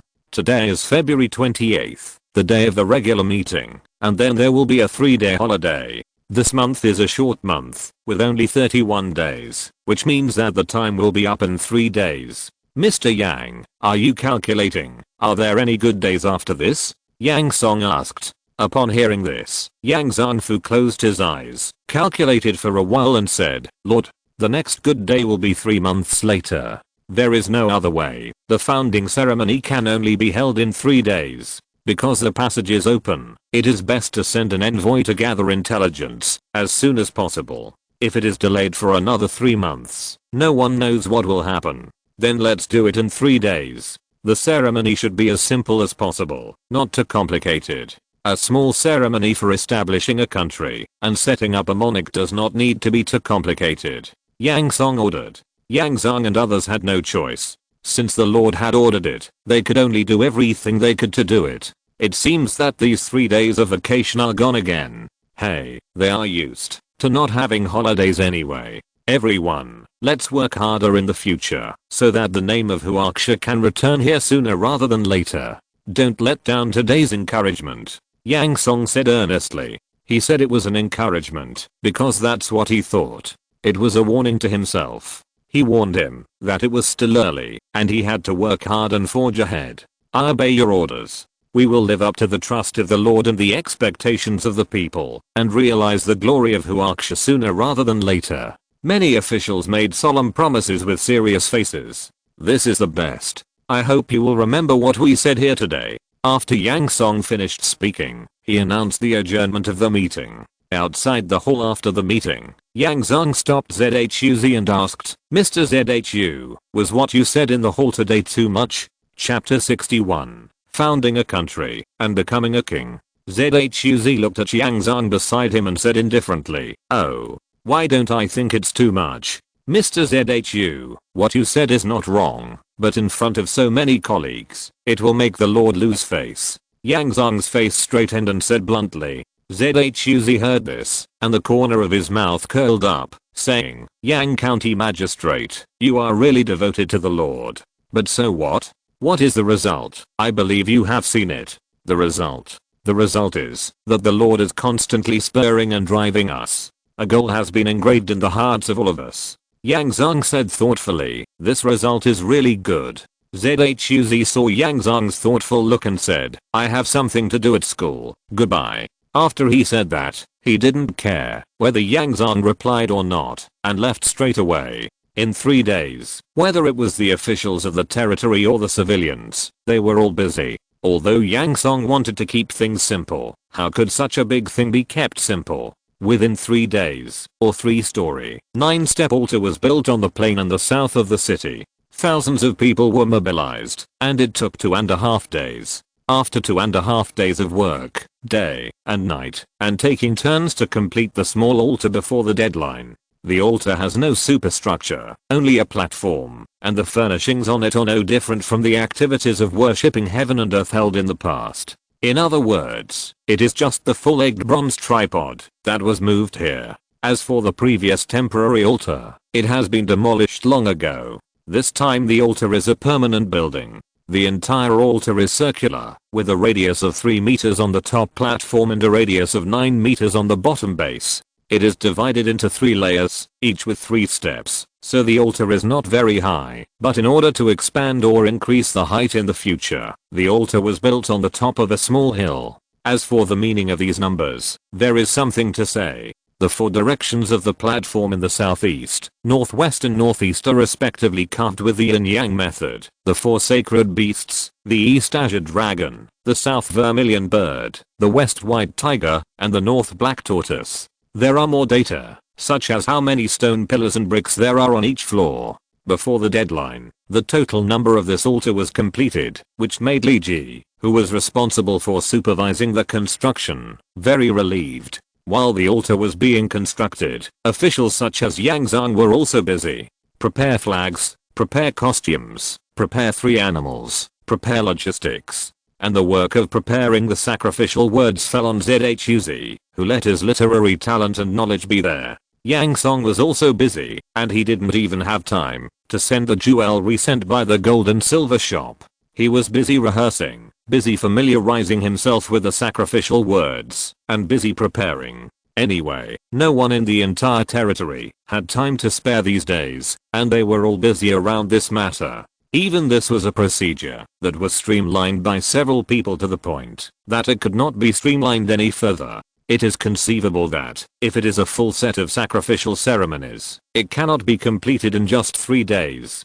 Fortunately, this time it is just a title of monarch, not a king, let alone other titles with prestige. Otherwise, it would not be too much to prepare for 3 months. On February 31st, Yang Song convened another meeting. Everyone, tomorrow is the ceremony for the establishment of the country. Are you ready? Yang Song asked. My lord, I have arranged everything.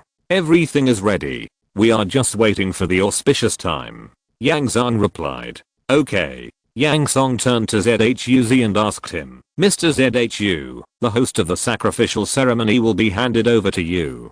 I obey your command. I will live up to your trust. Zhuz said with a red face. It is a great honor to host an ordinary sacrificial ceremony, not to mention this kind of founding ceremony. Yang Li, pay attention to publicity. Let every citizen in the territory know about this. Yang Song continued to exhort. I obey your command. I have arranged people who are good at speaking in every village and town, and I will make the name of the Lord's monarch spread all over the world. Yang Ren promised. Song Ci, Baog, you two must also pay attention to the codes that you are responsible for. Starting tomorrow, the Cheyenne Key Provisional Code will be renamed the Xia Kingdom Code. Yang Song also wants to propose a country ruled by law in the future, and the revision and improvement of the law will never stop. After the ceremony, we will discuss the various contents of the code together, and we must rebind the parts that have been found and supplemented in the past few years. As you command. The two said in unison, the Lord is wise. As for why the content of the legal clauses must be discussed together instead of letting the two of them decide directly, it is because Yang Song wants to establish a country ruled by law, so he must determine the issue of legislative power. He wants to make this way of discussing and deciding the content of the law in the form of a meeting a law. In other words, the so-called legislative power is not in the hands of any single person, but in the hands of the entire meeting.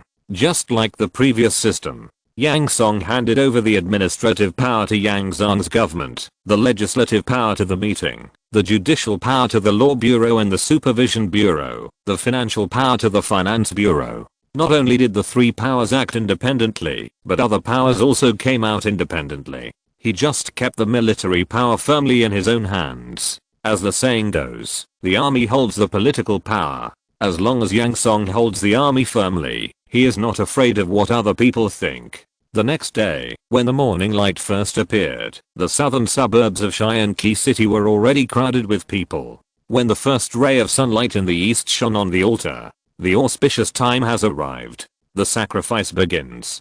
Zhuz, wearing a black dress with a red edge, a crown of a wise man on his head, flowing cloud shoes on his feet, held the sacrificial words in both hands, solemnly sang in a loud voice. Bang, bang, bang. 3 salutes rang out. 3 cannons were lined up outside the altar, loaded with hastily made ribbon shells. After the explosion, the ribbons flew into the air. Inherit the destiny of heaven and earth, open the foundation for eternity, and establish a country for thousands of years. The founding ceremony begins. As the word start fell, drums and gongs were beaten. Dang, dang, dang. Ding, ding, ding. The rituals and music begin. The monarch is here. The sounds of stringed instruments and orchestras resounded throughout the world. And a 6-horse carriage drove out from the south gate, accompanied by the sound of ritual music. Yang Song, wearing a black robe with gold edges and purple patterns, a short flat crown with pearl curtains on his head, and auspicious cloud boots on his feet, slowly walked down from the carriage. He stopped under the altar, standing still facing the direction of the altar. The ritual music and the sound of gongs and drums stopped. Please bring the 3 animals. Fresh heads of cattle, sheep, and pigs were brought to the altar under the cover of red cloth. Sacrifice to heaven and earth begins. 3 more cannon shots were fired, gongs and drums sounded, and ritual music was played. Yang Song stretched out his left foot and stepped onto the first step by step, until he reached the middle of the platform at the top of the altar. He lit 3 long incense sticks, knelt on the cattail, and bowed 3 times. He stood up and walked to the incense burner, inserted the long incense in his hand into it. He took a bamboo slip from the table, turned to face the burning bronze tripod, and began to chant loudly. Under the waves of flames, Yang Song's face and figure seemed to be blurred. Report to heaven and earth. I'm the king. Establish the Xia kingdom. This was the last sentence Yang Song chanted, and it was also the sentence announcing the establishment of the Xia kingdom. He threw the bamboo slip in his hand into the burning bronze tripod, and disappeared between heaven and earth with a burst of black smoke. He walked forward, walked around the bronze tripod, came to the edge of the altar, and looked at the officials and people under the altar. His flat hands seemed to embrace the whole world. He shouted, "This king declares, the Xia kingdom, establish." Then, the shouts of hundreds of officials and people boiled. Bang bang bang. The salute sounded. Boom, boom, boom. The drums sounded. Ding, ding, ding. The gongs sounded. The whole world seemed to be brightened up, and Yang Song and the officials and common people were stretched out in the morning light. If you're listening to this novel on a channel other than Fanfic World, it means they downloaded and uploaded it without effort. We cordially invite you to visit our channel, Mundo Fanfic Novelos. There you'll find the original version of this story and you can explore many other novels of various genres. We're waiting for you to immerse yourself in a world of incredible novels. Chapter 62, Passing the Chasm. Chang Sheng looked at the pass being built in front of him and sighed. After passing this, it's like going home. Captain Ren, after passing this, you have completed the mission. Chang Sheng sighed. Although we have only been together for less than half a month, we can be considered friends, right? How can this be possible? Ren Xian was a little flattered and said, "Sir, you are an envoy of a country, and I'm just a small cavalry captain. Okay, friends are about sharing the heart, not the status. If you think highly of me, make friends with me." Chang Sheng looked unhappy. "Since you said so, I will marry you." Ren Xian clasped his fists and said, "Sir, just call me Ren Xian. I don't have a name." "Haha, is that right? Ren Xian, my name is Ji Sheng. Just call me Ji Sheng. Don't call me sir." Chang Sheng laughed heartily. "How can that be?" Ren Xian felt that what the other party said was a bit too much, so he said, "I'll call you Brother Sheng." "Okay. I won't embarrass you." Chang Sheng thought for a while and said, "Ren Xian, what kind of impact do you think we will have on the country when we go back this time?" "Brother Sheng, I don't know these things either. I only know that with my 108 cavalrymen, I can flatten that small city," Ren Xian said confidently. This is because Ren Xian is still brooding over what happened in that city. "Haha, Ren Xian, you are still entangled," Chang Sheng said with a smile. "There should be a chance in the future." "Really? Brother Sheng, there will be a chance in the future?" Ren Xian looked at him expectantly and asked. You What's the point of thinking so much now? Chang Sun Sheng was helpless with this little brother, but he appreciated the point of the other party. The group walked through the pass under construction and headed towards the inner camp. The whereabouts of Chang Sun Sheng and Ren Xian's group had long been reported to Deking and Lu Su by scouts. Entering the main account, the two men stood up and welcomed him. Mr. Chang Sun has returned victoriously. We have been waiting for you here for a long time. General D, Staff Officer Lu, please stay here. I will leave soon to report to the monarch. Chang Sun Sheng passed by the camp to say hello and return the light cavalry brigade. I'm returning this cavalry now. Please accept it. Deking glanced at Lu Su, who nodded slightly, and then said, okay. Since Mr. Chang Sun has something important to do, we will not keep you here. After that, he went through the handover procedures. General, Staff Officer, I'm here to hand over the order. Ren Xian solemnly took out a token and stepped forward. Ren Xian, your mission is completed. Lu Su took the token and replied to Ren Xian solemnly. After seeing the handover was completed, Deking turned to Chang Sun Sheng and said, I'd better send another team to escort you, sir.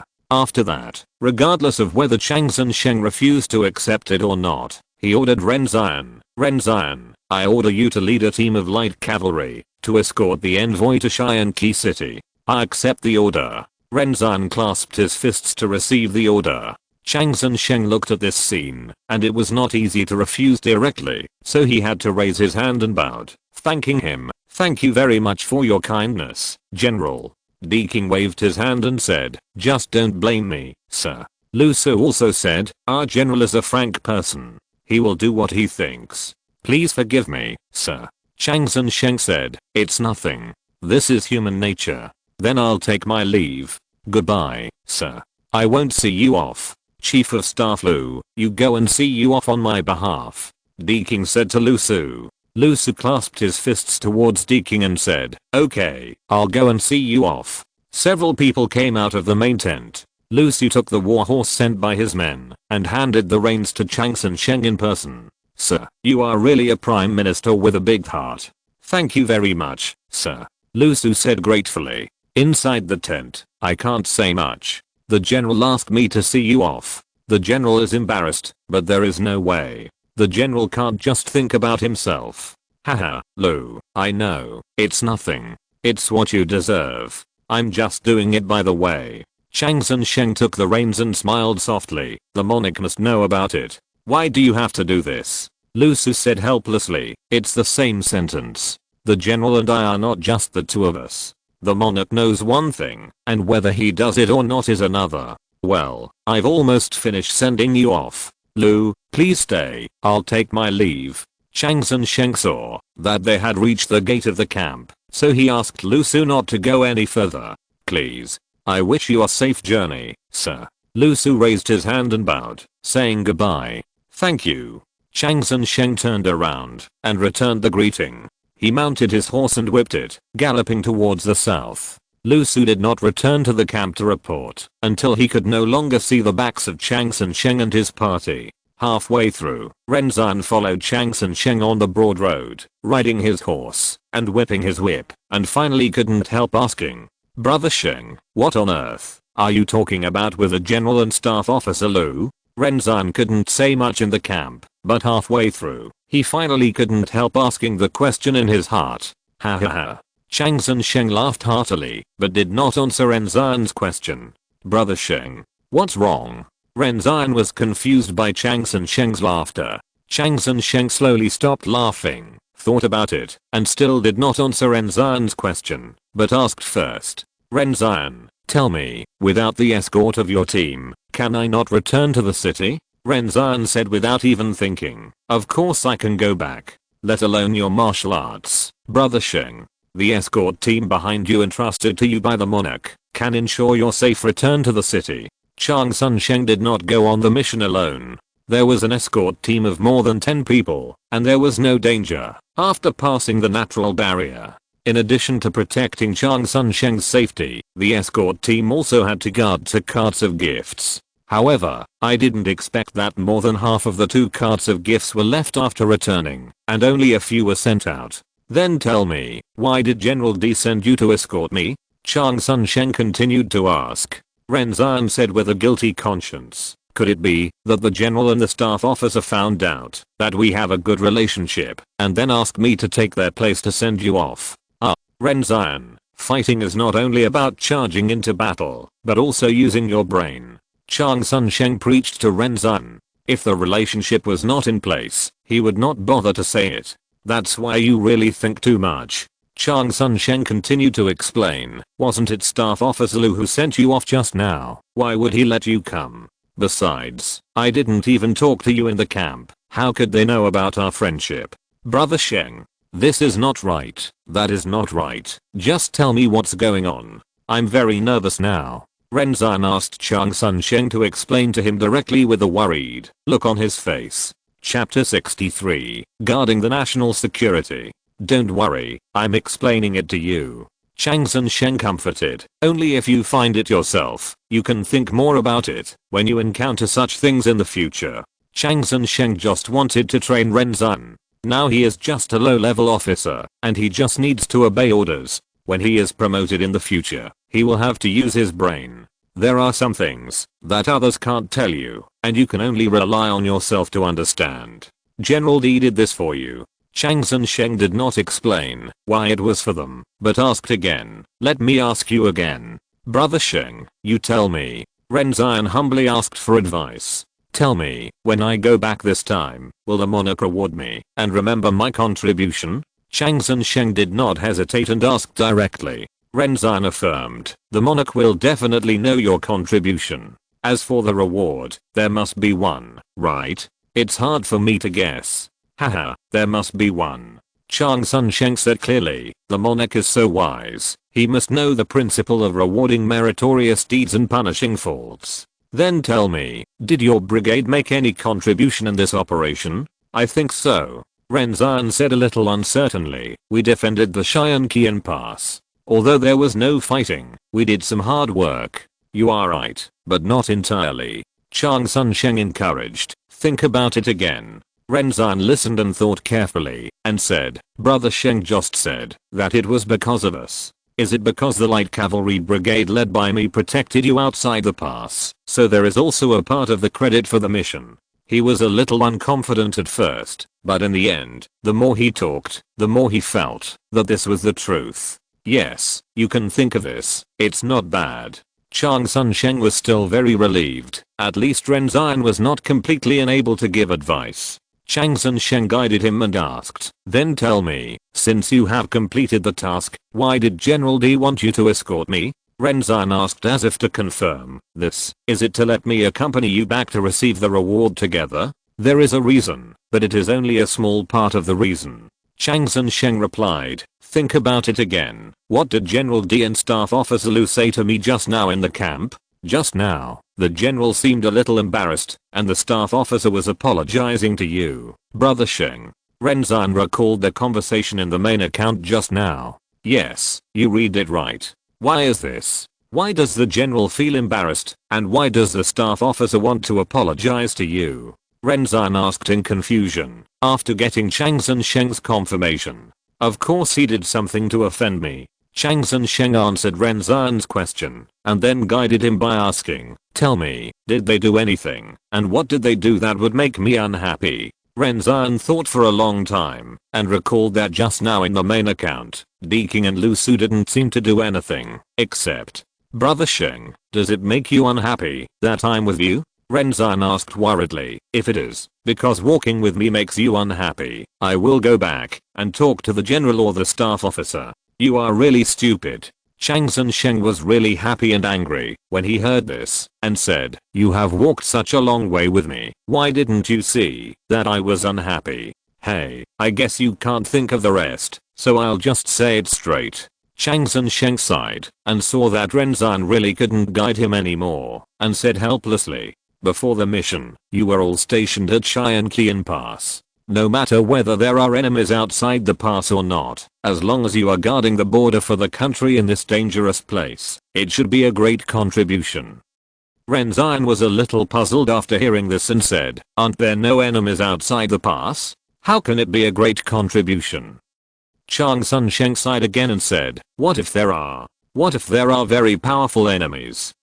Guarding the border does not matter whether there are strong enemies on the opposite side. If there are no enemies, you have to guard it, and if there are, you have to guard it even more. Not to mention that King and Lucy took on this task without saying a word, without investigating it clearly. If there are very powerful enemies on the opposite side, wouldn't it be exchanging the lives of this army for intelligence and domestic peace? After hearing Chang Sun Sheng's question, Ren'Zhan answered thoughtfully, "It is because our army is here that there is nothing to worry about in the country." That's right. It is precisely because of your army here, in this dangerous place, that the people in the country will not be frightened and will develop steadily and will turn the former territory into today's Xia kingdom. Now tell me, have you made any contributions? Chang Sun Sheng asked happily. Yes, it's a lot, Ren'Zhan answered, and then asked in confusion, "But, my brother and others are soldiers, aren't these what we should do?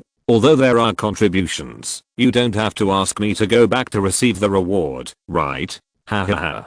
Chang Sun Sheng heard this, and laughed with real relief, and shouted to the front, "Did you hear it? My lord. Did you hear it? There is nothing that can stop the future of Xia Kingdom." He also had the idea of commanding troops to defend the country, so he admired these soldiers very much, especially these troops with a patriotic heart to protect the people. That's why he always admired and guided Ren'Zhan, because Ren'Zhan was such a pure soldier. After laughing and expressing his inner feelings, Chang Sun Sheng turned to Ren'Zhan with a puzzled look and said, "Do you know that your words make many people far inferior to you? Okay, let me continue to tell you." Chang Sun Sheng ignored everything else and continued. "In addition to the merit of guarding the border, there is also the labor of protection. That is what you just said about protecting me on my mission to the outside of the pass, which is also a great merit. As for why General D is embarrassed, Staff Officer Lu wants to apologize. I don't blame them. Of course General D used me, and I can only be used by him, so there is Staff Officer Lu to mediate." Chang Sun Sheng raised his hand to signal Ren'Zhan not to speak or ask questions, and said, "Your contributions are here, but we need a wedge to let the monarch know clearly, and to let all the officials and people in the country know about it. And my return from the diplomatic mission is such a wedge. Everyone knows that I'm on a diplomatic mission, and they all know what effect this mission will have, and they are all paying attention to me. And sending your team back with me is also to show it in front of the whole country, so that everyone in the country, from the monarch to the people, will know about this incident, that place, and your existence.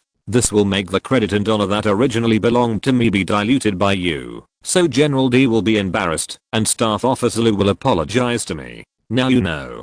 Chang Sun Sheng finally finished explaining. He picked up the kettle, and took a big gulp, and breathed a long sigh of relief. Brain burn. Chapter 64 Thought Wisdom. How embarrassing. Ren'Zhan touched the back of his head embarrassedly after hearing that he would share the credit and glory that belonged to Chang Sun Sheng. He didn't expect that he touched his helmet, which made him even more embarrassed. He didn't know whether to put it down or just hold it up. Chang Sun Sheng looked at him unhappily and said, "Why are you grinning? Then let me test you again." Ren'Zhan didn't feel embarrassed when he heard that the other party wanted to test him again. He put down his hand and said with a bitter face, "I want to test you again. Stop talking nonsense." Chang Sun Sheng said seriously with a straight face, "I ask you, why does General D want to use me to highlight your existence, even if he offends me? Not to mention that you have already made contributions. Even if you don't show up this time, your contributions will not be in vain. Let's just say that your army has already occupied a considerable position in the monarch's heart. Why do you still do this?"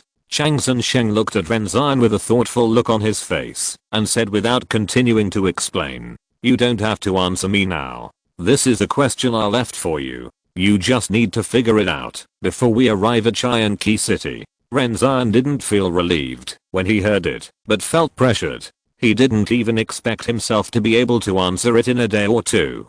Chang Sun Sheng looked at Ren'Zhan, whose face was even more bitter, and thought, "Brother Ren'Zhan, I'm doing this for your own good. When you figure it out, you can become a senior officer." In fact, he didn't expect Ren'Zhan to be able to answer it at all. And Ren'Zhan also knew that this was for his own good. Chang Sun Sheng was helping him improve his abilities, so he would always cooperate. Following this smooth road in the mountainous area, the group passed a mountain that day. Chang Sun Sheng said to Ren Zan, "The central town should be in front. I don't know what it is like now." "Brother Sheng, there is a town in front?" Ren Zan asked curiously. "I remember that we haven't reached Qianqi city yet. How can there be a town?" Chang Sun Sheng replied, "In front is a new town under construction, called Central Town. The monarch is expanding the territory." "Oh. Expanding the territory to the north. Isn't the land south of Qianqi and parcel in the country?" Ren Zan asked, puzzled. In the eyes of many people in the country, since the passage of the mountain was occupied and the Qianqian Pass was established, the land south of Qianqian Pass should all belong to them. This view is actually not wrong, but the actual control range is still only the land of the original territory period. This expansion is to increase the country's control range. Haha. You are right, these lands all belong to the country, but there are no people. This expansion is to let these lands play their role. Chang Sun Sheng explained with a smile. The monarch is going to build 5 new towns on this passage, and the town in front is the first one to be built. It is also a town located in the center of this passage, so the monarch named it Central Town. I see. Ren Zan only then knew that there were such changes in the country, and said, "I didn't expect the country to develop so fast. The role of these towns is not just to expand the land, right?" "Oh. I didn't see that." Chang Sun Sheng looked at Ren Zan with surprise and said, "You can think of other uses for these towns. I really can't underestimate you." Haha. "Brother Sheng, you are too kind." Ren Zan said a little embarrassedly. "I have followed you for such a long time, and I have learned a little. I have learned that you can't just look at the surface of a thing." Seeing Chang Sun Sheng nodded and looked at him with expectant eyes, Ren Zan continued, "I think the establishment of these towns has something to do with our army. The general and the staff have been leading us to station in Qianqian Pass, and the logistics supply is more than 200 kilometers long. If there were no these towns, the transportation losses of logistics materials would be a bit large." Ren Zan guessed. Chang Sun Sheng couldn't hide his smile, nodded to praise and encourage, and when he saw that Ren Zan had no other thoughts, he said, "Very good. It seems that you have grown a lot." Chang Sun Sheng was impressed by Ren Zhan's growth and turned to give instructions, "But I didn't say it all." Ren Zhan clasped his fists and said sincerely, "Please give me some advice, Brother Sheng. In addition to reducing logistical losses, it also has something to do with the local civilization discovered outside the pass." Chang Sun Sheng stroked his beard and said, "The opening of the trade route will make this passage prosperous. Although the caravans from outside will not be allowed to pass through, the caravans from our country alone will make this passage full of wealth."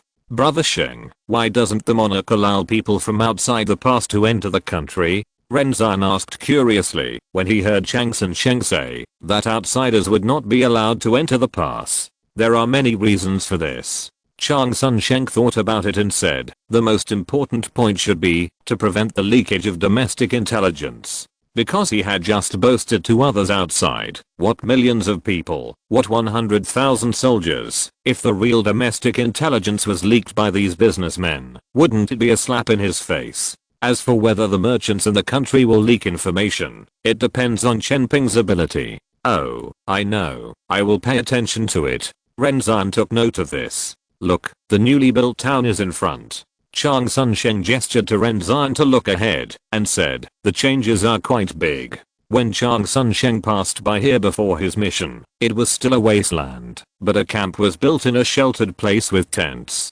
Now, looking at a busy construction site, there are people everywhere, and a large amount of wood is placed in a corner of the construction site, all piled up into a small mountain. They came to the camp through the floating bridge on the river. Chang Sun Sheng said, "It's getting late now. Let's rest here tonight." "Yes, I'll arrange it now." Ren Zhan clasped his fists. "No need. Look, the person in charge here is here." Chang Sun Sheng motioned Ren Zhan to look in another direction. Ren Zhan turned his head to look at the other side and found several people walking towards this side.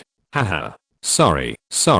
I didn't know that Director Changsun was coming so soon, and I didn't greet him from afar. I hope you can forgive me." The person who came from a distance shouted from afar. When Chang Sun Sheng saw the person coming in front of him, he raised his hand and saluted, saying, Mayor Yan is too polite. I have an important task and dare not delay for a moment. It turned out that the mayor of this place, Yan Ming, is here. This Yan Ming is the official who was holding a tin horn to maintain order outside Shianqi City. When Chang Sun Sheng and his party arrived at Shianqian Pass, D King sent his personal guards to rush to Shianqi City to report the news. When passing by, he also informed the town that Chang Sun Sheng and his party were coming. Thank you, Mayor Yan. We will stay here tonight to rest and leave early tomorrow morning. Please give us some convenience. Chang Sun Sheng explained his purpose.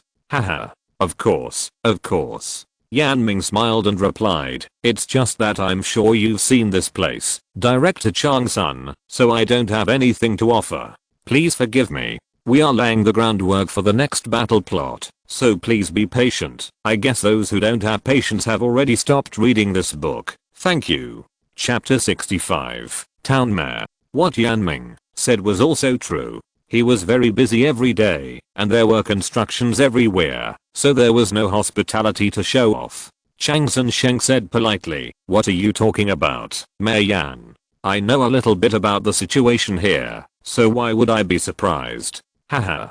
Director Chang Sun is sensible. Please come in. It's so tiring to stand here. Yan Ming laughed and invited Chang Sun Sheng and others to enter the camp. It's too simple here, just make do with it. Yan Ming said to several tents, this is a tent that I set up in advance when I learned that the director was coming. It's so shabby that I feel embarrassed. It's already very good, better than the 2 days we spent sleeping outside. Chang Sun Sheng waved his hand to indicate that it was okay and said, I'm just going to rest for one night and leave tomorrow morning. Why bother? This is the best. Then you can rest here first. I have something else to do, so I won't accompany you. Please forgive me. Yan Ming apologized.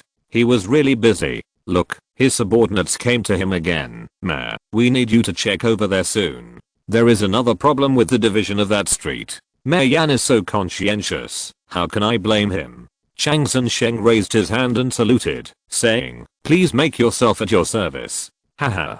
Director Chang Sun is very righteous, I admire you. Yan Ming also raised his hand and saluted, saying, by the way, I will have someone deliver the dinner tonight. I will take my leave now. After Yan Ming finished speaking, he turned around and left without any delay. From afar, he could hear his conversation with his subordinates. Isn't it drawn? Why is there another problem? Yan Ming has not had a good sleep since this period of time.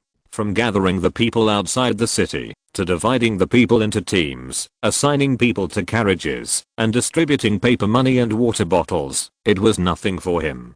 To be honest, managing 5,000 people is just a piece of cake for him, but it is very tiring to manage them well. Fortunately, he didn't do it himself, and there were still many subordinates to assign, which made him feel a little more relaxed. And because of the support of the monarch, he didn't need to worry about the supplies. He had always done a clear job in allocating food, setting up camps, and unified management. But the town now only exists on the drawings. The real town only has a piece of land, 5,000 people, and a steady stream of supplies. So his most important task now is to build houses, build a town, move the town on the drawings to reality. Yan Ming took the topographic map in his hand and checked it repeatedly. There is a big river flowing from the southwest to the northeast on the map, and there is a slightly smaller river coming from the west and meeting here. A small basin contains the intersection, part of the two rivers. The approximate center of the basin is not far south of the intersection. The location of the central town is on the south side of the river, next to the intersection. There is a floating bridge on the northern river of the town now, and a bridge will be built on the river in the future. The location of the passage is planned to be the main street in the north-south direction of the town. That is to say, the main road to the north will run through the middle of the town. The problem now is that the location of the passage has been fixed, and the street planning of other places needs to be adjusted according to the actual situation. Just now, Yan Ming's subordinates came to report that there were a lot of vacant land on a street, and many people wanted to build their houses in the reserved vacant land. It's already this hour, and they are still looking for something to do. Really? The monarch is too good to these people. Yan Ming thought to himself, but he didn't dare to complain at all. At least he didn't dare to complain in public. Yan Ming said to his subordinates, "Let's go and see what the people want." When they arrived at the scene, a group of people gathered together, making a lot of noise, and couldn't hear clearly. Yan Ming shouted, "Fellow villagers, what's going on? The mayor is here. Come quickly." "Mayor Yan, what's going on? Why are there so many vacant lands?"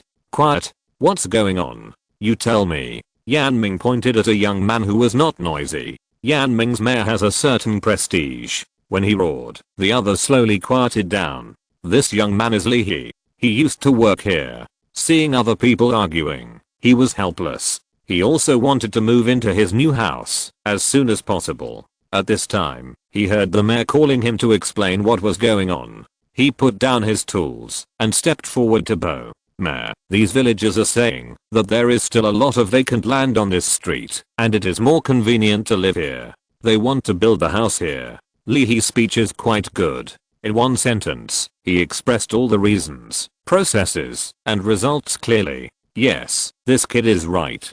That's it. It's too far. I also want to open a snack shop at home in the future. Yan Ming understood what was going on as soon as he heard it. He frowned and said loudly to the people, "Didn't I say it all? Aren't these vacant lands reserved for government offices, schools, post stations and other buildings? Why are you talking about this again? Why build a school on the street?" Suddenly someone in the crowd shouted, "That's right, that's right. The school should be built in a remote place. Yeah, the streets are so noisy, how can the children go to class? And it doesn't matter if the post station is far away from the government office." Yan Ming heard the people say that the school should be built in a quiet place, and he thought it was very reasonable. It seems that these people are still prepared. But the plan shows that the school is built in the middle of the town, which should be convenient for the children in the town to go to school and go home. So Yan Ming told the people this reason. Unexpectedly, the people said, "Are you afraid that the children will walk a long way? What's wrong with walking more? It's not far." Finally, after some consultation, it was decided to build the school in the southeast, close to the mountains, where the environment is beautiful and far away from the river bank, so there is no need to worry that the children will accidentally fall into the river. The post station has not changed, and it is still next to the government office. The vacant land reserved for the school has been noisy again. Everyone wants to come to the center of this town. There was no other way. Yan Ming decided to let all the people draw lots again, to show fairness and justice, and decide who was facing the street, who was at the back, who was in the east, and who was in the west. Li He also drew lots again, and the result was very good for him. His house was located near the intersection of two rivers in the north, facing the river, not facing the street. For him, he was very satisfied with this place. Ever since he saw that wonder that morning, he and his sister have been thinking about it, but unfortunately they have never seen it again since then. It is worth mentioning that building a house is not for oneself, but for unified arrangement, which can avoid a lot of unnecessary troubles. The next day, Chang Sheng and his party set off early. He wanted to try to get to Cheyenne Key City tomorrow, more than 100 kilometers away, plus the burden of 2 carts. Otherwise, with the warhorse under his crotch, it would take less than a day to get there. Although this is slower, it also has its advantages. That is, you don't have to be too tired. Even if the warhorse can bear it, people can't bear it. Chapter 66, Inside the Apocalypse City. As time went by, the next afternoon finally arrived before dark. Looking at the distant Cheyenne Key City, Renzian said to Chang Sheng in an embarrassed manner, "Brother Sheng, I still haven't figured out the question you asked." Chang Sheng casually said, "I know." "What? You know? You know I can't answer it?" Renzian asked in confusion. Chang Sheng nodded and said, "I guess you can't answer this question either." Renzian almost went crazy after hearing this. He said, "You know I can't answer it, so why do you still ask? What if you figure it out?" Chang Sheng glanced at Renzian, who looked like he was played with, and said nonchalantly, Renzian thought about it. What if he figured it out and answered it? Brother Sheng didn't know if I could really answer it. No. Very wrong. Ren'Zhan was shocked, but no matter how he thought about it, he still didn't know what was wrong. Anyway, he just felt something was wrong. Chang Sunsheng was watching Ren'Zhan scratching his head and laughing in his heart, but he had to pretend to be serious on the surface. He said that it was really hard for him to endure it. When they arrived at the city gate, they found that there were many people standing on both sides. This was a welcome. Unfortunately, there was no cliché of the monarch greeting the wise and humble to welcome them. There was just a team of officials waiting at the city gate, notifying Chang Sunsheng that he should go to the council hall as soon as he came back.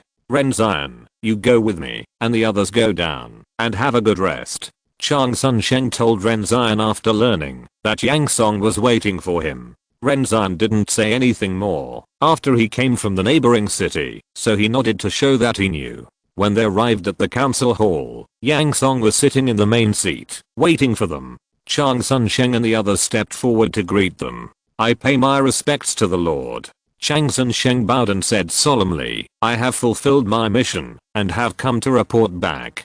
Ren'Zhan only followed Chang Sunsheng in saluting and did not move after the ceremony. Very good, Mr. Changsun really lived up to my expectations. Yang Song nodded and praised. Since he was called the Lord, Yang Song felt that he had really become a lonely man. The former subordinates became the current subjects, and the former Lord's mansion became the monarch's mansion. The changes were too fast, and he couldn't adapt to it. There was a kind of change that he didn't react to it, and it changed again. Fortunately, the council hall has not changed much. The main seat belonging to Yang Song was not high above, but was still placed in front of him, facing the door. The seats below were not replaced, but were divided into two teams on the left and right, leaving a 3-meter wide passage in the middle of the hall. After the ceremony, at Yang Song's signal, Chang Sunsheng sat in a seat on the left and Ren'Zhan sat in a seat on the right. Mr. Changsun, please tell me what you have seen and heard during your mission. Although Yang Song had already read the briefing, he still wanted to hear the person's own words. I obey your command. Chang Sunsheng replied. It has only been more than 20 days since the founding of the country, but I feel like I have already spent a year. Chang Sunsheng did not directly say what happened, but first talked about his feelings. Oh, what made Mr. Changsun feel that the days were like years? Yang Song asked curiously. Your Majesty, since I went out to foreign countries, what I have seen and heard is really unique. The most impressive thing for me is the ignorance and stupidity of the foreign lords. So Chang Sunsheng told Yang Song everything he had experienced outside. I didn't expect the lives of the people outside to be so unbearable. Yang Song sighed. Yes, Your Majesty, I'm particularly impressed by the woman called Yuna. Under my plan, I don't know how much effect it can play. Chang Sunsheng also sighed. Yang Song asked curiously, strategy? Mr. Changsun, I wonder what strategy you have devised. Yang Song only felt a little sad after hearing about the woman's experience.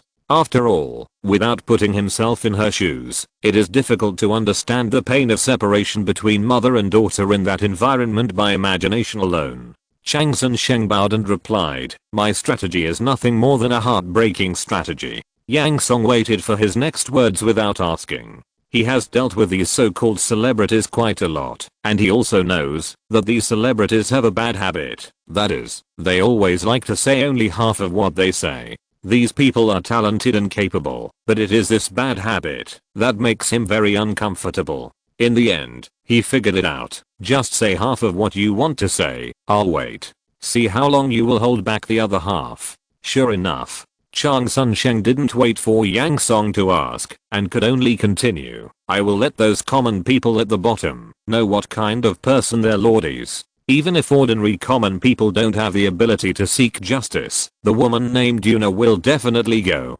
Even numb people will muster up the last bit of courage to give it a try when it comes to their closest people. Therefore, I guess that the deeds of this woman will soon be spread on the streets, and everyone in that city will soon know that their lord is a licentious and immoral person. But based on my evaluation of those common people, even if these people know, most of them will just treat this matter as a topic of conversation, and will not resist these injustices.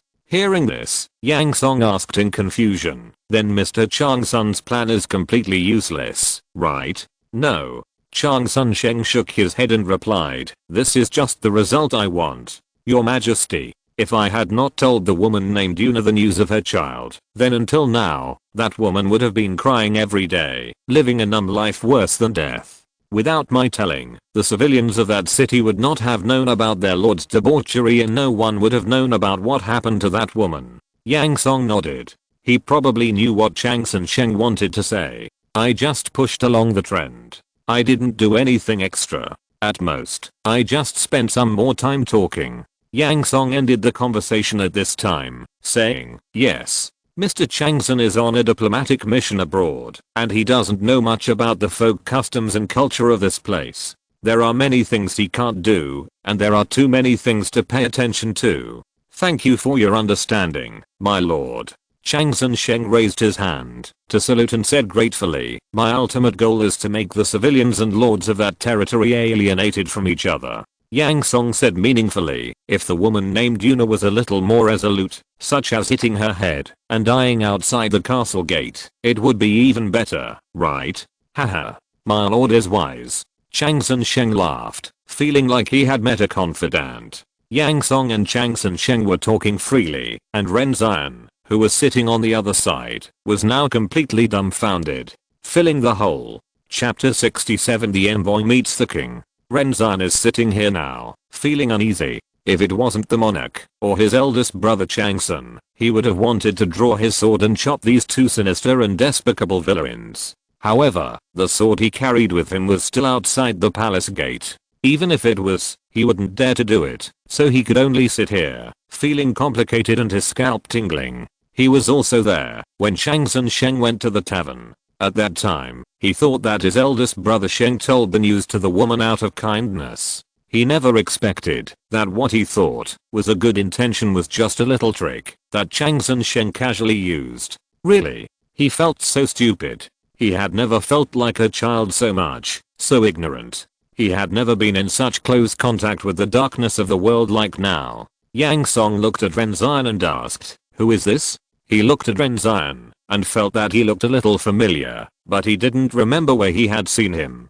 I would like to introduce you, Your Majesty. This is Ren Zan, the captain of the Light Cavalry Brigade, who was sent by General D to escort me. Chang Sun Sheng introduced. Ren Zan stood up, walked to the corridor of the main hall, clasped his fists and bowed, saying, Your Majesty, Your Majesty. Well, thank you for your hard work, Captain Ren. Yang Song nodded and encouraged, sit down. It turned out that he was an officer of the infantry brigade. He said why he looked so familiar. He must have met him in the barracks before. It's not hard for me. This is what I should do. Ren Zan replied and sat back obediently. I wonder if General D and Staff Officer Lu are doing well now. Yang Song asked Ren Zan. Ren Zan clasped his fists and replied, when I returned to the camp, the general and the staff officer were all fine. Ren Zan didn't dare to say a word more now. He answered whatever was asked. Now his heart is still a little trembling.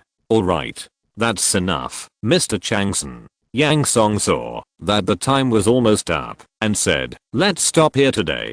There will be a meeting tomorrow. Please tell me again then. As soon as Chang Sun Sheng returned to Cheyenne Key City, he was called to the council hall by Yang Song, and then they talked for most of the day. Now it was almost dark outside. He also knew that tomorrow would not be as easy as today. Someone would raise questions, especially Chen Ping, who was in charge of intelligence. Yes, I'll take my leave, Chang Sun Sheng said and left with Ren Zan. The two of them left the council hall and came to the street. Ren Zan only said a few words throughout the whole process, so he asked Chang Sun Sheng at this time. Brother Sheng, the general asked me to show my presence. Is it enough for me to show my face in front of the monarch like this? Chang Sun Sheng replied, today's goal has been achieved. You just need to show your face with me again tomorrow. Remember, you don't need to say anything. Okay, I got it. Ren Zan said obediently. He still trusted the other party very much. At least his generals and staff trusted each other very much. Chang Sun Sheng directly ordered, today, you go back to the barracks to rest. I'm going back too. He is trying to avoid suspicion. Chang Sun-sheng is the director of the Foreign Affairs Bureau, the main envoy of this mission, and a civil official directly under the monarch. Ren Zan is a military officer and an officer in the only army in the country with strong combat effectiveness. So Chang Sun-sheng has to avoid suspicion. No matter how good their personal relationship is, it cannot be exposed in public. The friendship between a civil and a military official is private. Even if the monarch will not say much, other people will not think so. And Ren Zan just lacks a bit of political acumen. Fortunately, he is not a talkative person, and knows what to say, and what not to say. Overnight flew by. The next day, at 9 o'clock in the morning, the council hall was already full of people, and those who were supposed to come had already arrived. The monarch is here. With a loud shout from the captain of the guard Wang Wei, who was standing next to the main seat in front of the council hall, all the officials stood up and waited. Yang Song, dressed in gorgeous clothes, walked quickly, turned out from behind the screen wall of the council hall, walked to the main seat and stood still. Your Majesty, I'm here to see you. All the officials present raised their hands and bowed to salute. While the officials were saluting, Yang Song also raised his arms, put the four fingers of both hands together, thumbs to the sky, and clasped his hands together in front of his chest to salute. The other officials saluted in the same posture as him. The difference was that he did not bend over, but just stood up straight. The ceremony is over. After Yang Song sat down first, the other officials stood up and put their hands down to sit down. Since the establishment of the country and the title of monarch, the regulations on etiquette have become more rigorous. Just like this formal meeting, the monarch and officials must wear official uniforms, and the etiquette is also based on ancient etiquette. Because the kneeling ceremony has been abolished and equality of personality is advocated, the monarch must also return the gift. This is a strong requirement of Yang Song. Of course, this is only a rule in formal occasions. For example, when Chang Sun-sheng came back to meet the emperor yesterday, there were not so many requirements, and it was more casual. Although many officials opposed the monarch's return of gifts, they had to comply under Yang Song's persuasion and order. According to what Yang Song said to persuade these officials, people are born equal, but due to many reasons such as status, environment, conditions, ability, intelligence, and force, everyone will never be equal in the end, so the most basic mutual respect and mutual understanding between people must still exist. What Yang Song really wants is that he wants this country and nation to change some bad situations from top to bottom. Some red tape should be simplified, those that should be abandoned should be abandoned, those that should be retained, and those that should be insisted on should be insisted on. He doesn't want everyone to become a praying insect or a street cleaning tiger as soon as he walks on the street. He doesn't want to see some officials relying on their power to be lawless and harm the people. Although he knows that with the current scale of Tsar state, under his strong supervision, these people can't do this, it will definitely be different in the future. So he wants to form this model into a law, inertia, and habit as soon as possible, whether it is the people or the officials. Although in this way, corrupt officials will definitely not be avoided in the future, but at least there will be much fewer, so that the people in the future will have a much better life. Coupled with universal education and strong propaganda, the people also know what to do when some officials who harm the people appear. This is also the reason why he wants to turn Zaire into a country ruled by law, rather than a country ruled by man. Some people would say that the rule of law means the loss of power of the monarch. And he said that this is actually what he really wants. Even if it becomes a constitutional monarchy in the end, he said it doesn't matter. This is going too far. Therefore, he will take advantage of the fact that it is still a blank slate and there is nothing difficult to reverse. While he still has absolute authority, he will make some adjustments. He doesn't want the so-called prosperous times that he will praise in the future to be all the prosperous times of the upper class. What he wants is a prosperous time for all the people. Everyone. After the ceremony, Yang Song took the lead and said, Chang Sun-sheng has returned yesterday. He brought back some information about the local forces in the north. Let's listen to Mr. Chang Sun's report first. Chapter 68 Political Resolutions. I obey your command. Chang Sun-sheng stood up and saluted Yang Song, then bowed to the left and right, and then said, Your Majesty, everyone. I obeyed your order and went to the northern border to visit the local forces. Chang Sun Sheng started from the beginning. After a lot of trouble, we finally completed the signing of the trade agreement. After learning that there were 3 neighboring territories around, I started to visit one of the territories in the east. I experienced similar treatment in these 3 territories. 8 gifts were sent out successively, and the rest were brought back by me, because I felt that the lords of these territories were not worth a huge cost. I obtained some relatively popular intelligence during my mission. Chang Sun Sheng had actually finished talking about the process of his mission at this time. What he said next was all the intelligence and information he had summarized. The forces outside the border are divided by territories, and each is not under the same jurisdiction. The territories have lords, treasurers, sheriffs, and knights. This refers to the upper forces of the territory, the top few people in the territory. There are also various forces, big and small, in the territory, including wealthy merchant families, powerful gangs, and powerful roving mercenaries. This is talking about the powerful forces among the people, which ordinary people dare not provoke. Below them are the vast number of civilians, including small business vendors, peddlers, taverns, and at most ordinary farmers. This is an introduction to the most ordinary civilians. I once asked the dignitaries in the north whether they have slaves. The answer is that there are no slaves in remote places, but there are in prosperous places. But from my observation, these are obvious excuses. Chang Sun Sheng said what he observed.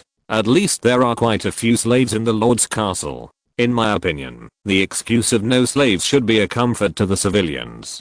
The northern cities are remote territories, with too little power and strength. They can be completely wiped out with a battalion of soldiers. This is Chang Sun Sheng saying that with the military strength of Xia, these remote places cannot pose a threat to the country. And the so-called soldiers in each territory, except for a small number of standing troops, the rest are all armed civilians. In summary, I suggest that we trade first, find out the actual situation in the more distant places, and then make a decision. That's all. I have finished my report. Chang Sun Sheng spoke for several hours, and by the end, he was already thirsty. The first thing he did, after he bowed and sat down, was to drink up the water in the cup in front of him. Very good. Chang Sun Sheng has made great contributions in his mission, and he deserves a reward. The infantry brigade has made great contributions in guarding the border and escorting envoys, and it deserves a reward.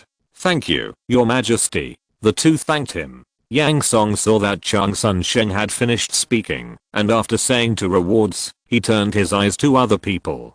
The diplomatic envoys should have finished their reports. I wonder if you have any other opinions? I have a suggestion. Chen Ping stood up and said. Chen Ping is now the director of the Intelligence Bureau, directly under the monarch Yang Song. The guards responsible for territory intelligence established by Yang Yi have now been merged into the Intelligence Bureau. Yang Yi was under Chen Ping, but he was still responsible for the intelligence in the territory. Chen Ping also knew that Yang Yi was sent by the monarch to supervise him, but he didn't say anything. He also understood the emperor's mind. After all, intelligence is too important, which is equivalent to a person's eyes, ears, and nose. I agree with Director Chang Sun's suggestion, but the trade caravans need to be strictly selected, and the intelligence of Xia Kingdom must not be leaked. Chen Ping suggested that the caravan must be selected, and it would be best if all of them were intelligence personnel under his command. That would be the best. Since you, the director of the Intelligence Bureau, have said so, let's do it. Yang Song agreed and instructed. You will organize the first batch of caravans. It would be best if all the people in this batch of caravans are intelligence personnel. Unexpectedly, Yang Song's suggestion coincided with Chen Ping's idea. Chen Ping received the order and said, I obey your order. Chen Ping sat down excitedly. Next, it would be his chance to show his skills. The previous period was the display period of Chang Sun Sheng. As one of the 2 talents who came at the same time, he still had his own pride. Okay, the next topic. Yang Song said, it's still about the various forces in the north. How should we treat the various forces in the north in the future? This general direction still needs your advice. Yes, Xia Guo should come up with a charter for dealing with the forces outside the Great Wall. Yang Song said, is it war or peace? Is it suppression or support? Is it friendly or hostile? Everyone, please speak up. Chenping just sat down and heard his monarch say that he wanted to discuss foreign policies, so he stood up and said, "Your Majesty, I suggest friendly treatment." After getting the signal, he continued, "Friendly treatment can make it easier for me to collect intelligence from the other side. Your Majesty, everyone, you should know that the people of our Zaya country are very different from the locals in terms of appearance and body shape. If we are hostile, not only will it be inconvenient to trade, but I will also not be able to collect intelligence smoothly." Chenping finished speaking his opinion, at least in the short term. He bowed to Yang Song and the people sitting around him and sat down. "I agree with Director Chenping's suggestion." Chang Sun Sheng stood up again at this time. "Only with friendly exchanges can we learn more about information from farther away more quickly. This world is far more than what I have seen." Yang Song thought about it, and he himself could not have any opinions. It was not easy for him to decide whether to be hostile or not. After all, this was a major event related to the future. Although it seemed that it was just a word from him, whether to be an enemy or a friend, history was moving in two different directions of development. He didn't know which one was the best choice. After all, people can only see what they can see. There is no overall best choice, only local best choice. Yang Zong stood up and said, "I second the motion. I second the motion, not for the power in the north, but now the whole country is in a stage of rapid development. Once fighting breaks out on both the north and the south, food is still okay, but the conscription of refugees will stop, and domestic development will also come to a halt." Since the founding of the country, Yang Zong has become the director of the administrative department. The administrative level of county has been temporarily abolished, and the highest local government in the country is the town level. Yang Zong is also the first department level official, one level higher than everyone present. He is equivalent to the Prime Minister. But apart from the administrative power, there is no other power. Yang Song felt that it was a bit bad that there was only one department level official in the country, and was considering how to promote other functional departments. "I second the motion. This is ZHUZ, who is in charge of education. I second the motion. This is Shen Kuo, who is in charge of science and technology. Since you all think so, then it's decided." Yang Song decided. As long as the other party does not take action, Zaya will make friends with foreign countries. Yang Song heard all the suggestions that seconded Chenping, and he was quite happy. He would not be like the monarchs of the past, who wanted his subjects to intrigue against each other in order to benefit his rule.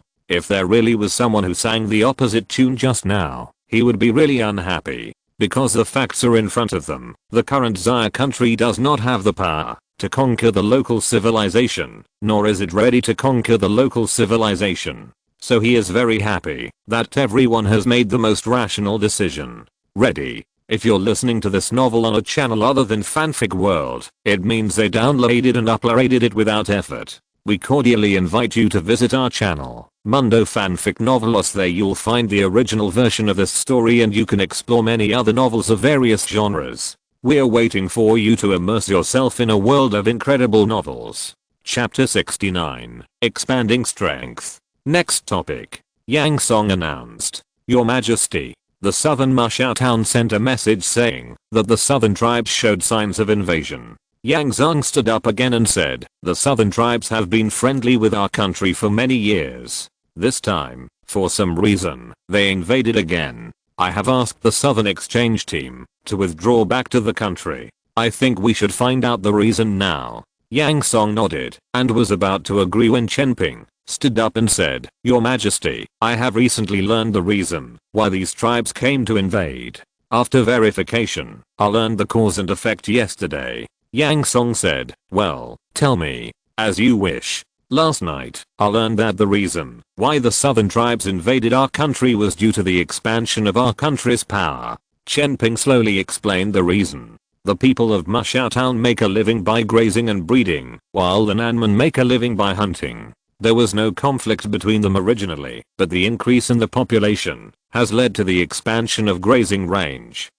Not only has the hunting range of the Nanman been compressed, but the Nanman are all rude, immoral and uneducated savages. When they see the prosperity of Mushao Town and hope to see the abundance of cattle, horses, sheep and other animals, That's why they have evil intentions. However, they also know that their own country is too powerful for a single tribe to be a match. So they unite and hope to gather the strength of multiple tribes for a joint invasion.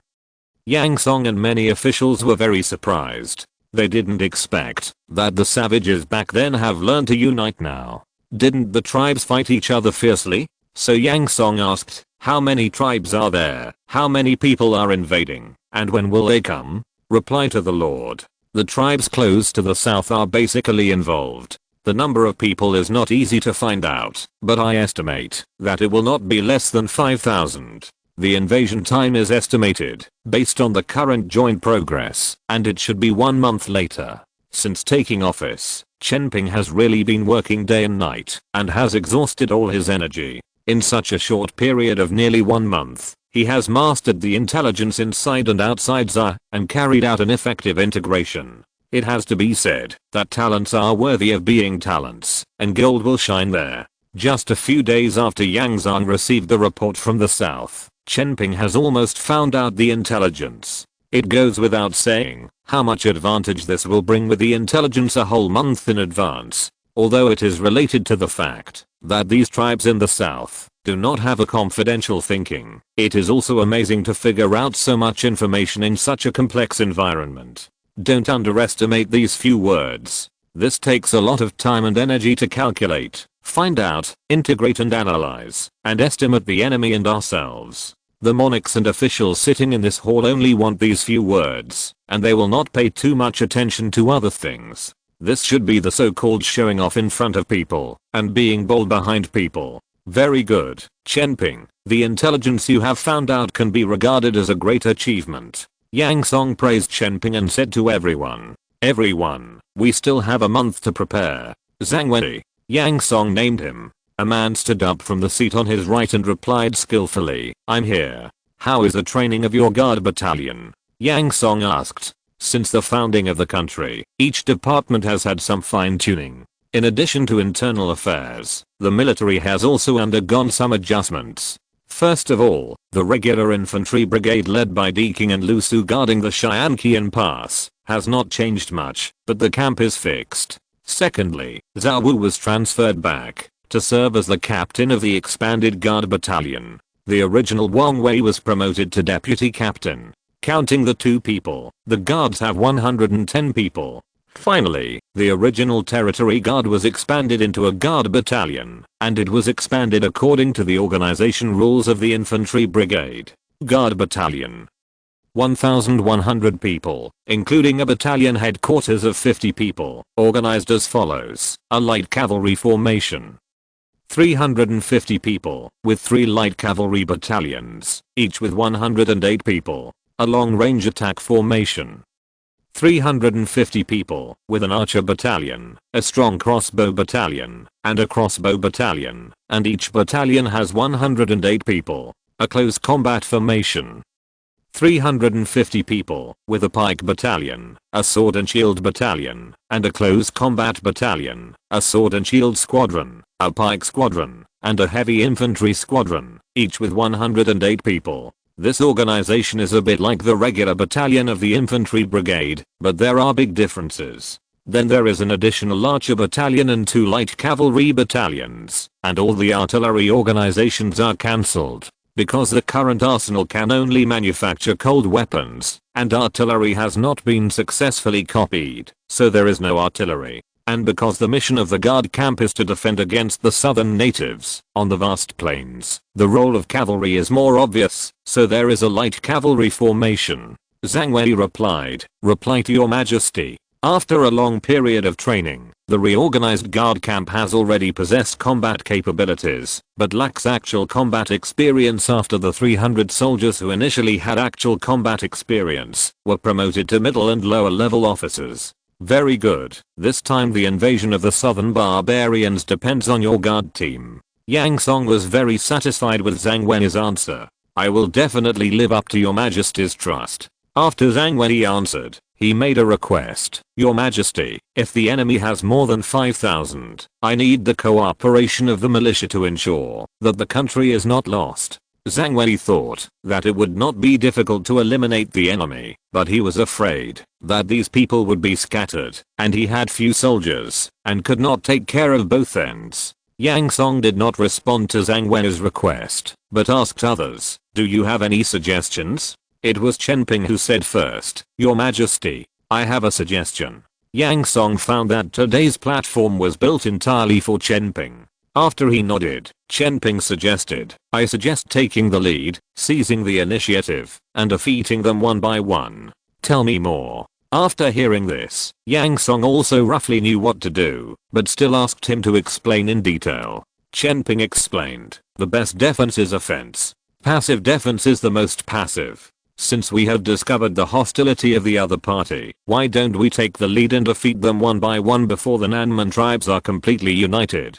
Well said. Let's do it. Yang Song did not wait for other people's opinions and decided directly. Zhang Wei, you will equip yourself to go to Nanman according to the information provided by Chen Ping.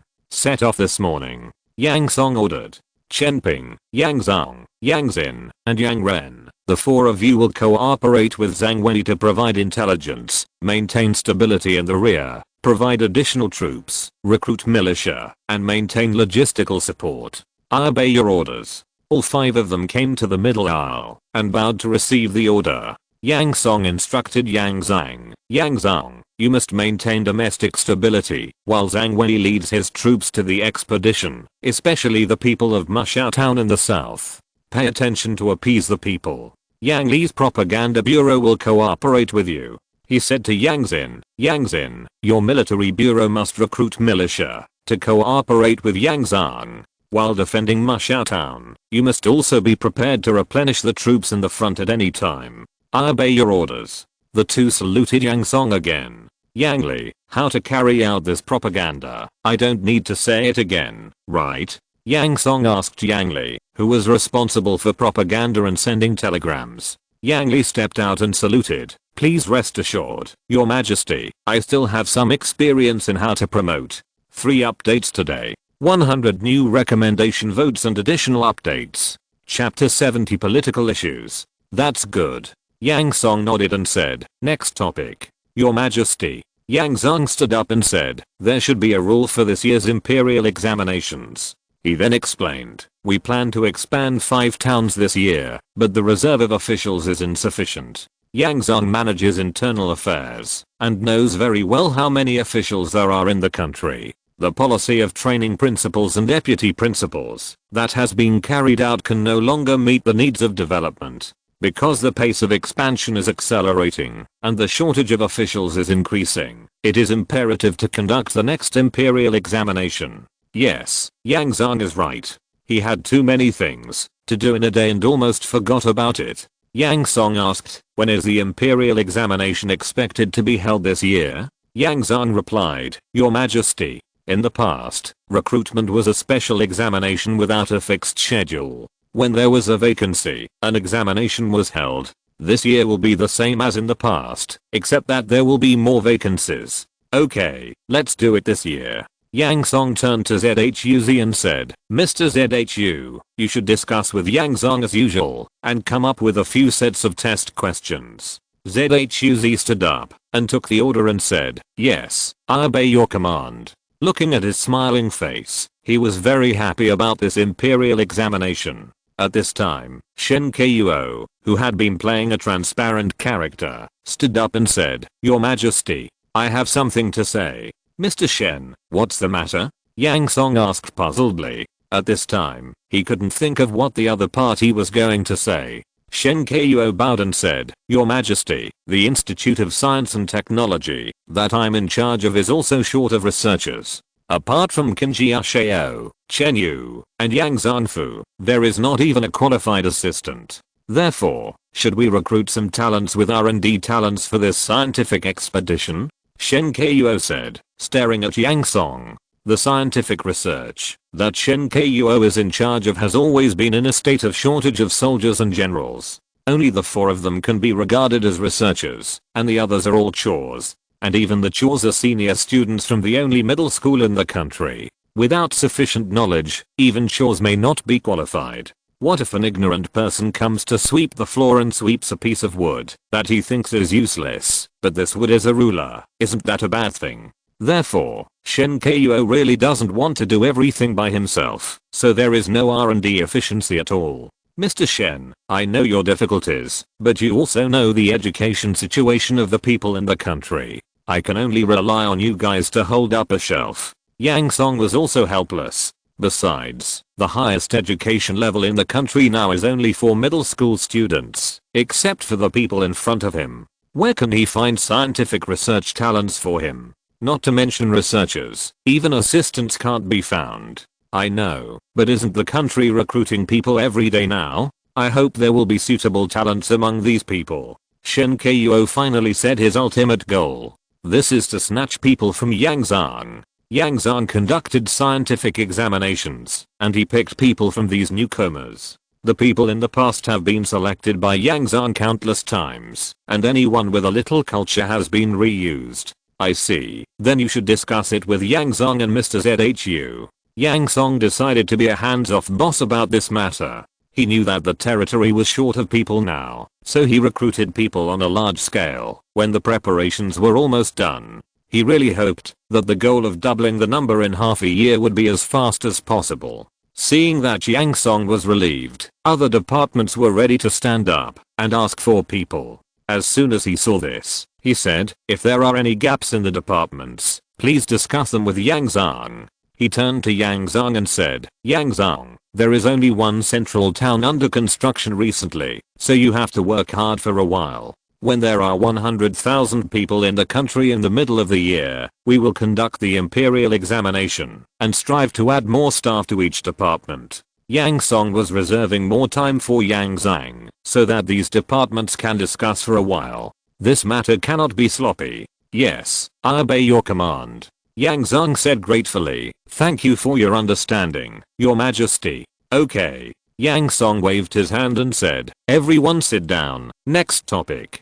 He found that there were a lot of things to do today. This was just an ordinary regular meeting, but it felt like things had been piled up for half a year. Minister, Li Ji has a remonstrance. Look, Yang Song thought there was nothing more, and Li Ji stood up again. After getting Yang Song's confirmation, Li Ji said, the construction of the central town in the north consumes a huge amount of materials, especially food and wood. The mayor of the central town, Yang Ming, wrote a letter and needs to send more materials, especially wood, nails, and professional construction tools. I will go to the north tomorrow to guide the construction. Yang Song thought it was something else, and he was mentally prepared. Unexpectedly, it was an ordinary little thing. Well, in terms of sending more materials and manpower, you should negotiate with various departments and deliver what is needed as soon as possible. Yang Song easily decided on this matter. How could this matter be considered small in normal times? But compared with the previous few, it must be very small. Let's compare it. It's either the invasion of the southern barbarians or the imperial examination. There is no comparison at all. The next topic seems a little more ordinary. It is worth mentioning that it is finance and law. Qian Liang reported the fiscal revenue in the first quarter. Overall, the expenditure was greater than the income, but because of the stored materials and the support of several boxes of gold, it can still be easily maintained. Song Xiai and Baoji reported on the compilation of the Xia Kingdom Code and listed several new laws. After discussion and confirmation at the meeting, they were recorded in the code. Then there were some ordinary tedious matters, such as household registration, the output of materials such as fields, wood, and minerals, and the domestic security situation. After a day, Yang Song was so tired that he didn't even have lunch. Returning to the monarch's mansion in the back, he relaxed. After Yang Song had his meal, he sat in the study and was about to draw some newly explored maps. Xiaolan and Xiaojuan came together. Yang Song saw a cup of tea in front of him, looked up at the two women, and asked, why are you two here together today? Usually one of them comes to serve tea, and it is rare to see two people come at the same time. Your Majesty. The two women each bowed, and Xiaolan said, nothing, we are here to see if your Majesty has any help from us two sisters. When Xiaolan said this, her cheeks were slightly flushed, and her expression was a little unnatural. Xiaojun couldn't stand Xiaolan's insincere look and said directly to Yang Song, "Your Majesty, Sister Xiaolan is embarrassed to say it, let me say it." Xiaolan was even more embarrassed when she heard Xiaojun say that, and her cheeks became redder, but she didn't stop Xiaojun from talking. Xiaojun continued, "Your Majesty, do you see any difference between us two sisters today?" After saying that, she turned around in front of Yang Song. After she reminded him, Yang Song realized that the jewelry they were wearing were all the ones he gave them not long ago. It seems that these two girls are here to show off their treasures. A closer look shows that these two sets of jewelry are just right for them. Haha. Yang Song smiled lightly and said, "Not bad, very beautiful." The moment the two girls heard Yang Song's compliments and smiled, the whole room became bright. Chapter 71 Zhang Wei Goes to War. On one side, Yang Song and the two women were enjoying their leisurely daily life, while on the other side, Zhang Wei rushed to the military camp. As soon as the meeting was over, the officer on duty saw Zhang Wei coming to the military tent and saluted. "Meet the battalion commander." Zhang Wei ordered, "Beat the drums to gather the generals." Before the 3 drums were beaten, all the officers under Zhang Wei had arrived in the main tent. Report to the battalion commander, there should be 13 officers in the battalion, and there are actually 13. Please give instructions. As the deputy, Sumiyashu, who was responsible for making plans and assessing military merits, stood at the front of the queue to report the attendance. "The king has ordered." Zhang Wei read Yang Song's order directly to everyone. When the 13 people standing opposite Zhang Wei heard that this was the king's order, they immediately stood still and waited seriously. Zhang Wei read out, "Order, all the soldiers of the guard camp will go to the southern tribes. I hope all the soldiers of the guard camp will defend their homes and country, fight bravely, and punish the enemies who want to invade." The king's order. Yes, the king's order. Everyone, including Zhang Wei, bowed and accepted the order. "Everyone, this is the order issued by the monarch." Zhang Wei put away the monarch's order and said seriously, "In addition, the monarch has other instructions." Zhang Wei looked around and then continued, "This instruction is top secret. It cannot be leaked. Otherwise, military law will be applied. I accept the order." After hearing the decisive orders from these officers, Zhang Wei slowly said the instructions that Yang Song gave him in private. "The above is the monarch's instructions. Everyone must obey. Sit down." Zhang Wei ordered the 13 people in front of him expressionlessly. Yes. The 13 people followed the order and sat in 2 rows on both sides of the main account, while the Sima walked to a deputy seat on the left-hand side of Zhang Wei, clasped his fists to Zhang Wei, and then sat down. "The monarch has absolute confidence in us." Zhang Wei said, "I wonder if you have the confidence to complete this expedition?" "Yes." Everyone shouted in unison. "Very good." Zhang Wei explained to everyone, the indigenous tribes in the south actually united to attack. According to intelligence, there are more than 5,000 enemies invading. Looking at the people in front of him, there was no fear on their faces after hearing the number of 5,000.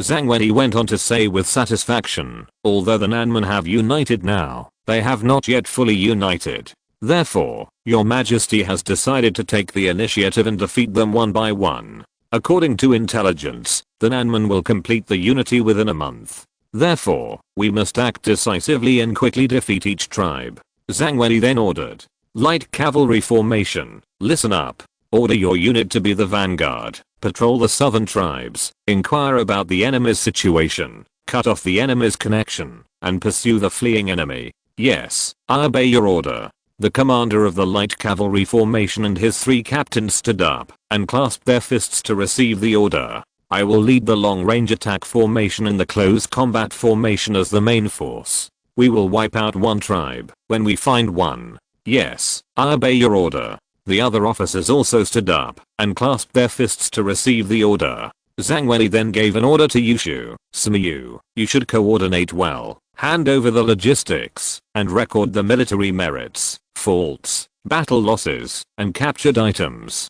Yushu also stood up and clasped his fists and said, "Yes, battalion commander."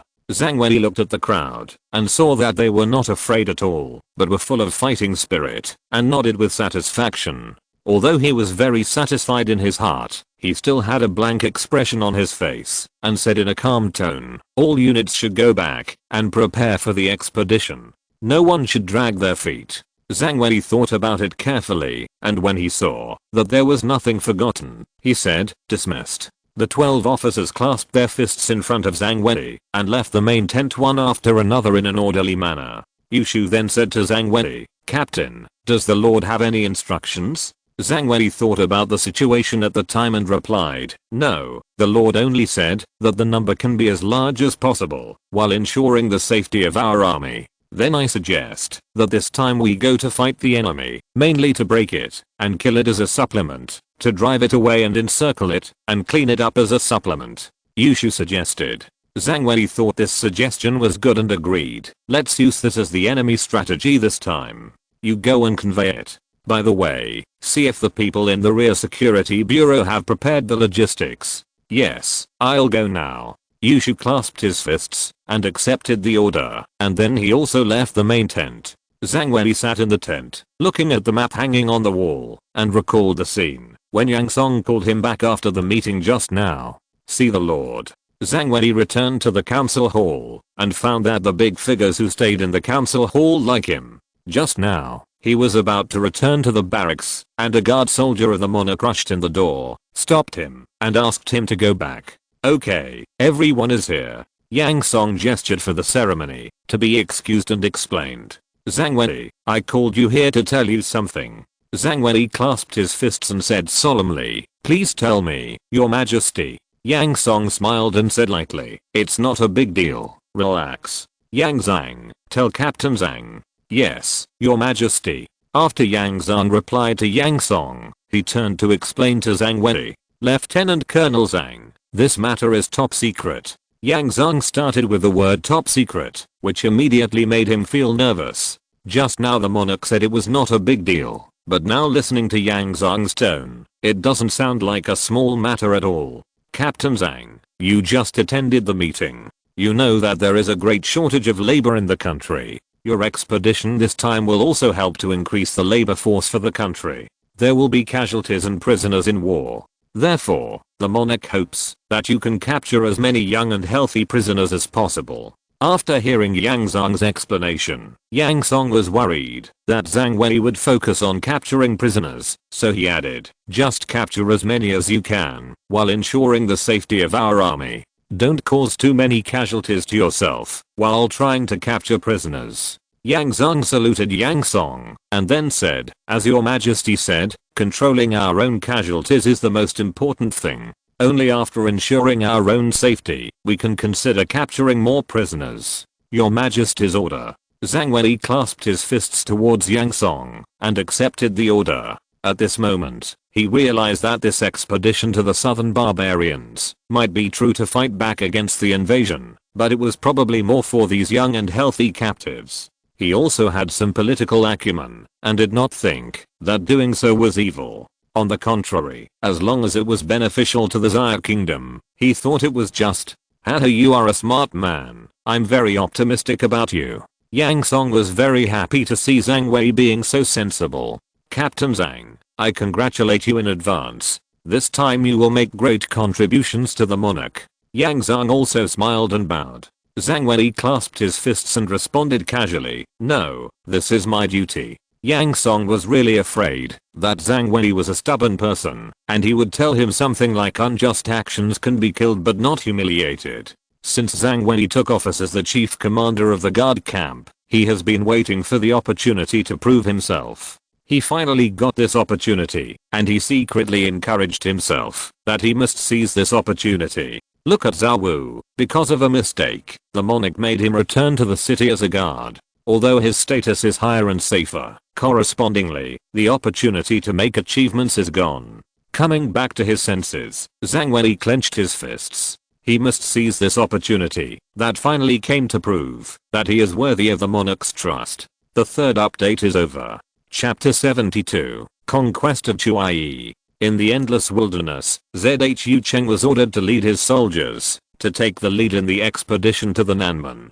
His squadron was the vanguard of the entire vanguard light cavalry formation. A day ago, the light cavalry formation leader asked his brigade to serve as the vanguard of the entire formation, and his brigade leader asked his squadron to serve as the vanguard of the entire brigade.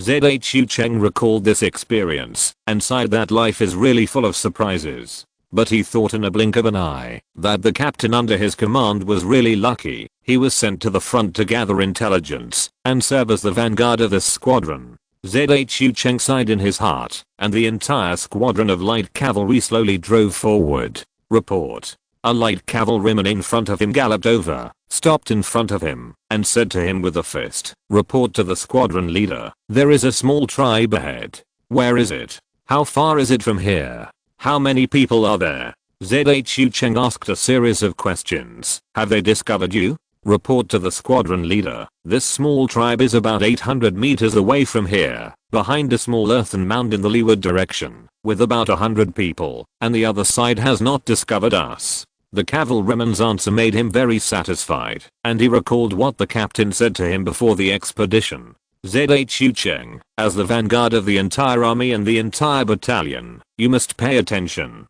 The captain instructed him alone. Zhu Cheng clasped his fist and said seriously, "Thank you, Captain, I will pay attention." Well, you must pay attention. As the vanguard of the brigade, your squadron must report to me immediately once you discover the enemy situation, and you must not act on your own. Zhu Cheng heard the captain's order, stood still and clasped his fist and said, "Yes, I obey." Now the enemy situation has been discovered. So Zhu Cheng ordered the whole squadron stops moving forward.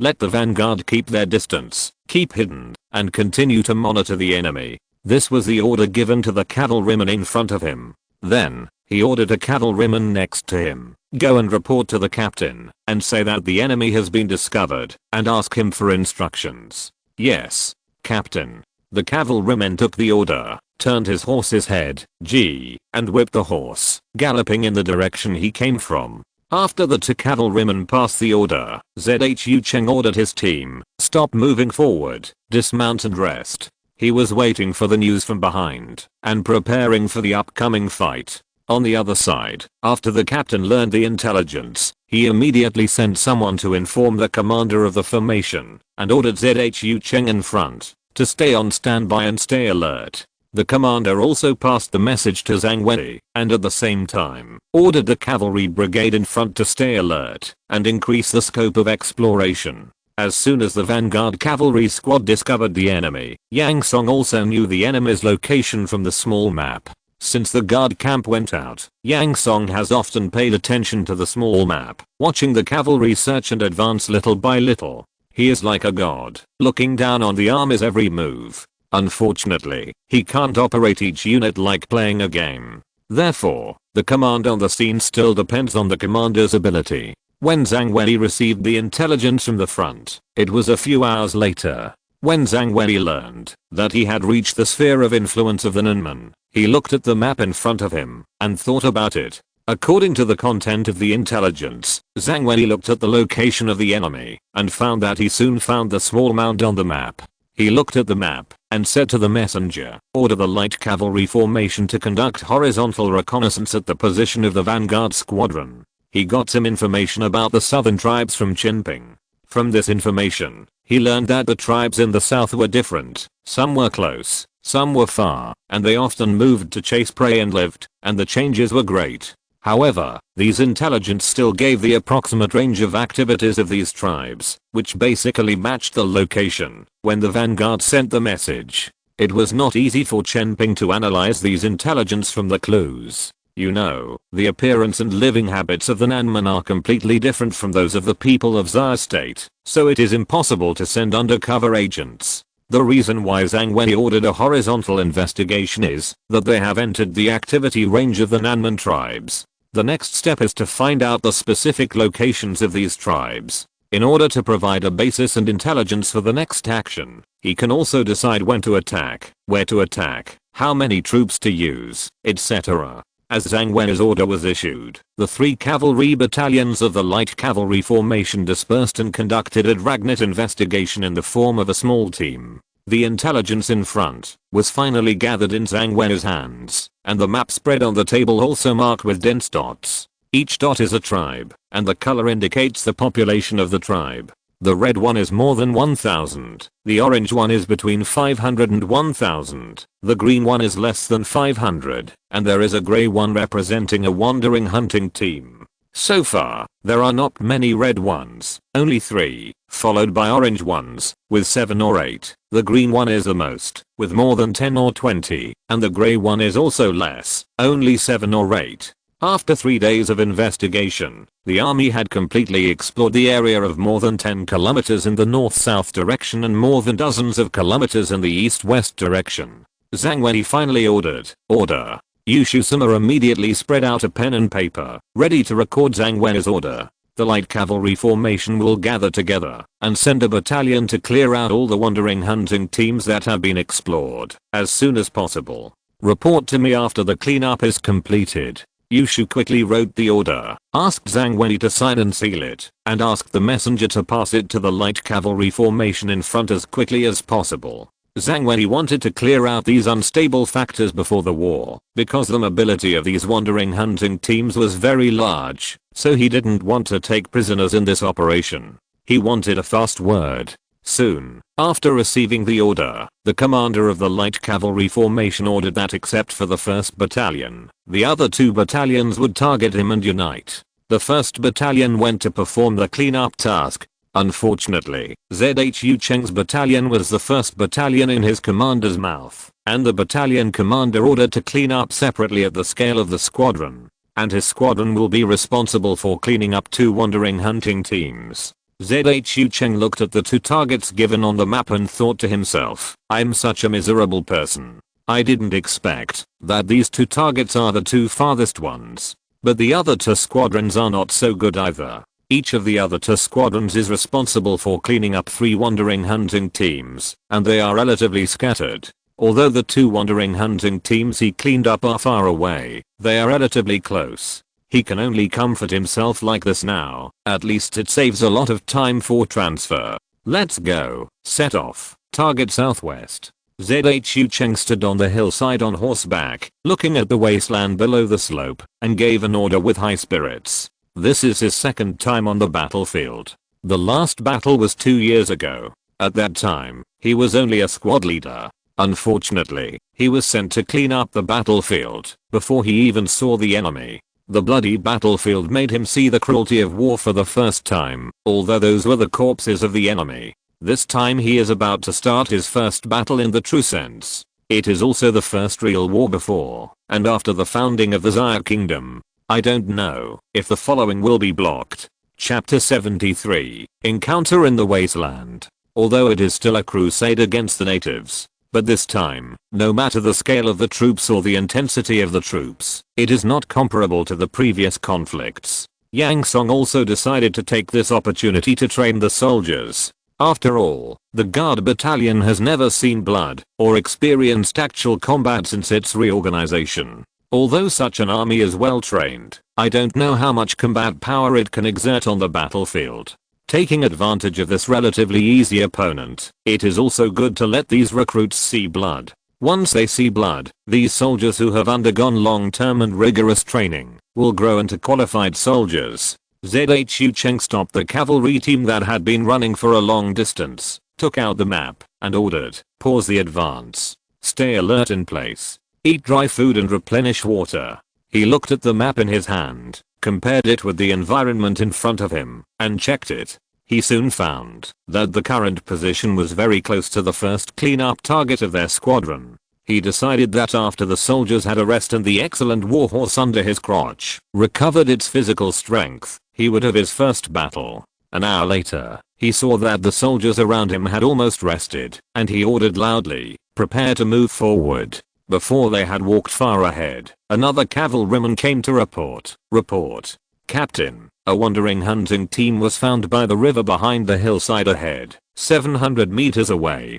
What? Only 700 meters? So close, and just behind this hill? ZHU Cheng was shocked, and almost screamed out. ZHU Cheng decisively gave the order, prepare for battle. Woo. After hearing Zhu Cheng's order, a cavalryman beside him picked up the horn on the horse's back and blew it hard. The moment the horn sounded, the soldiers of the entire squadron all set up their lances and put their swords in a convenient position.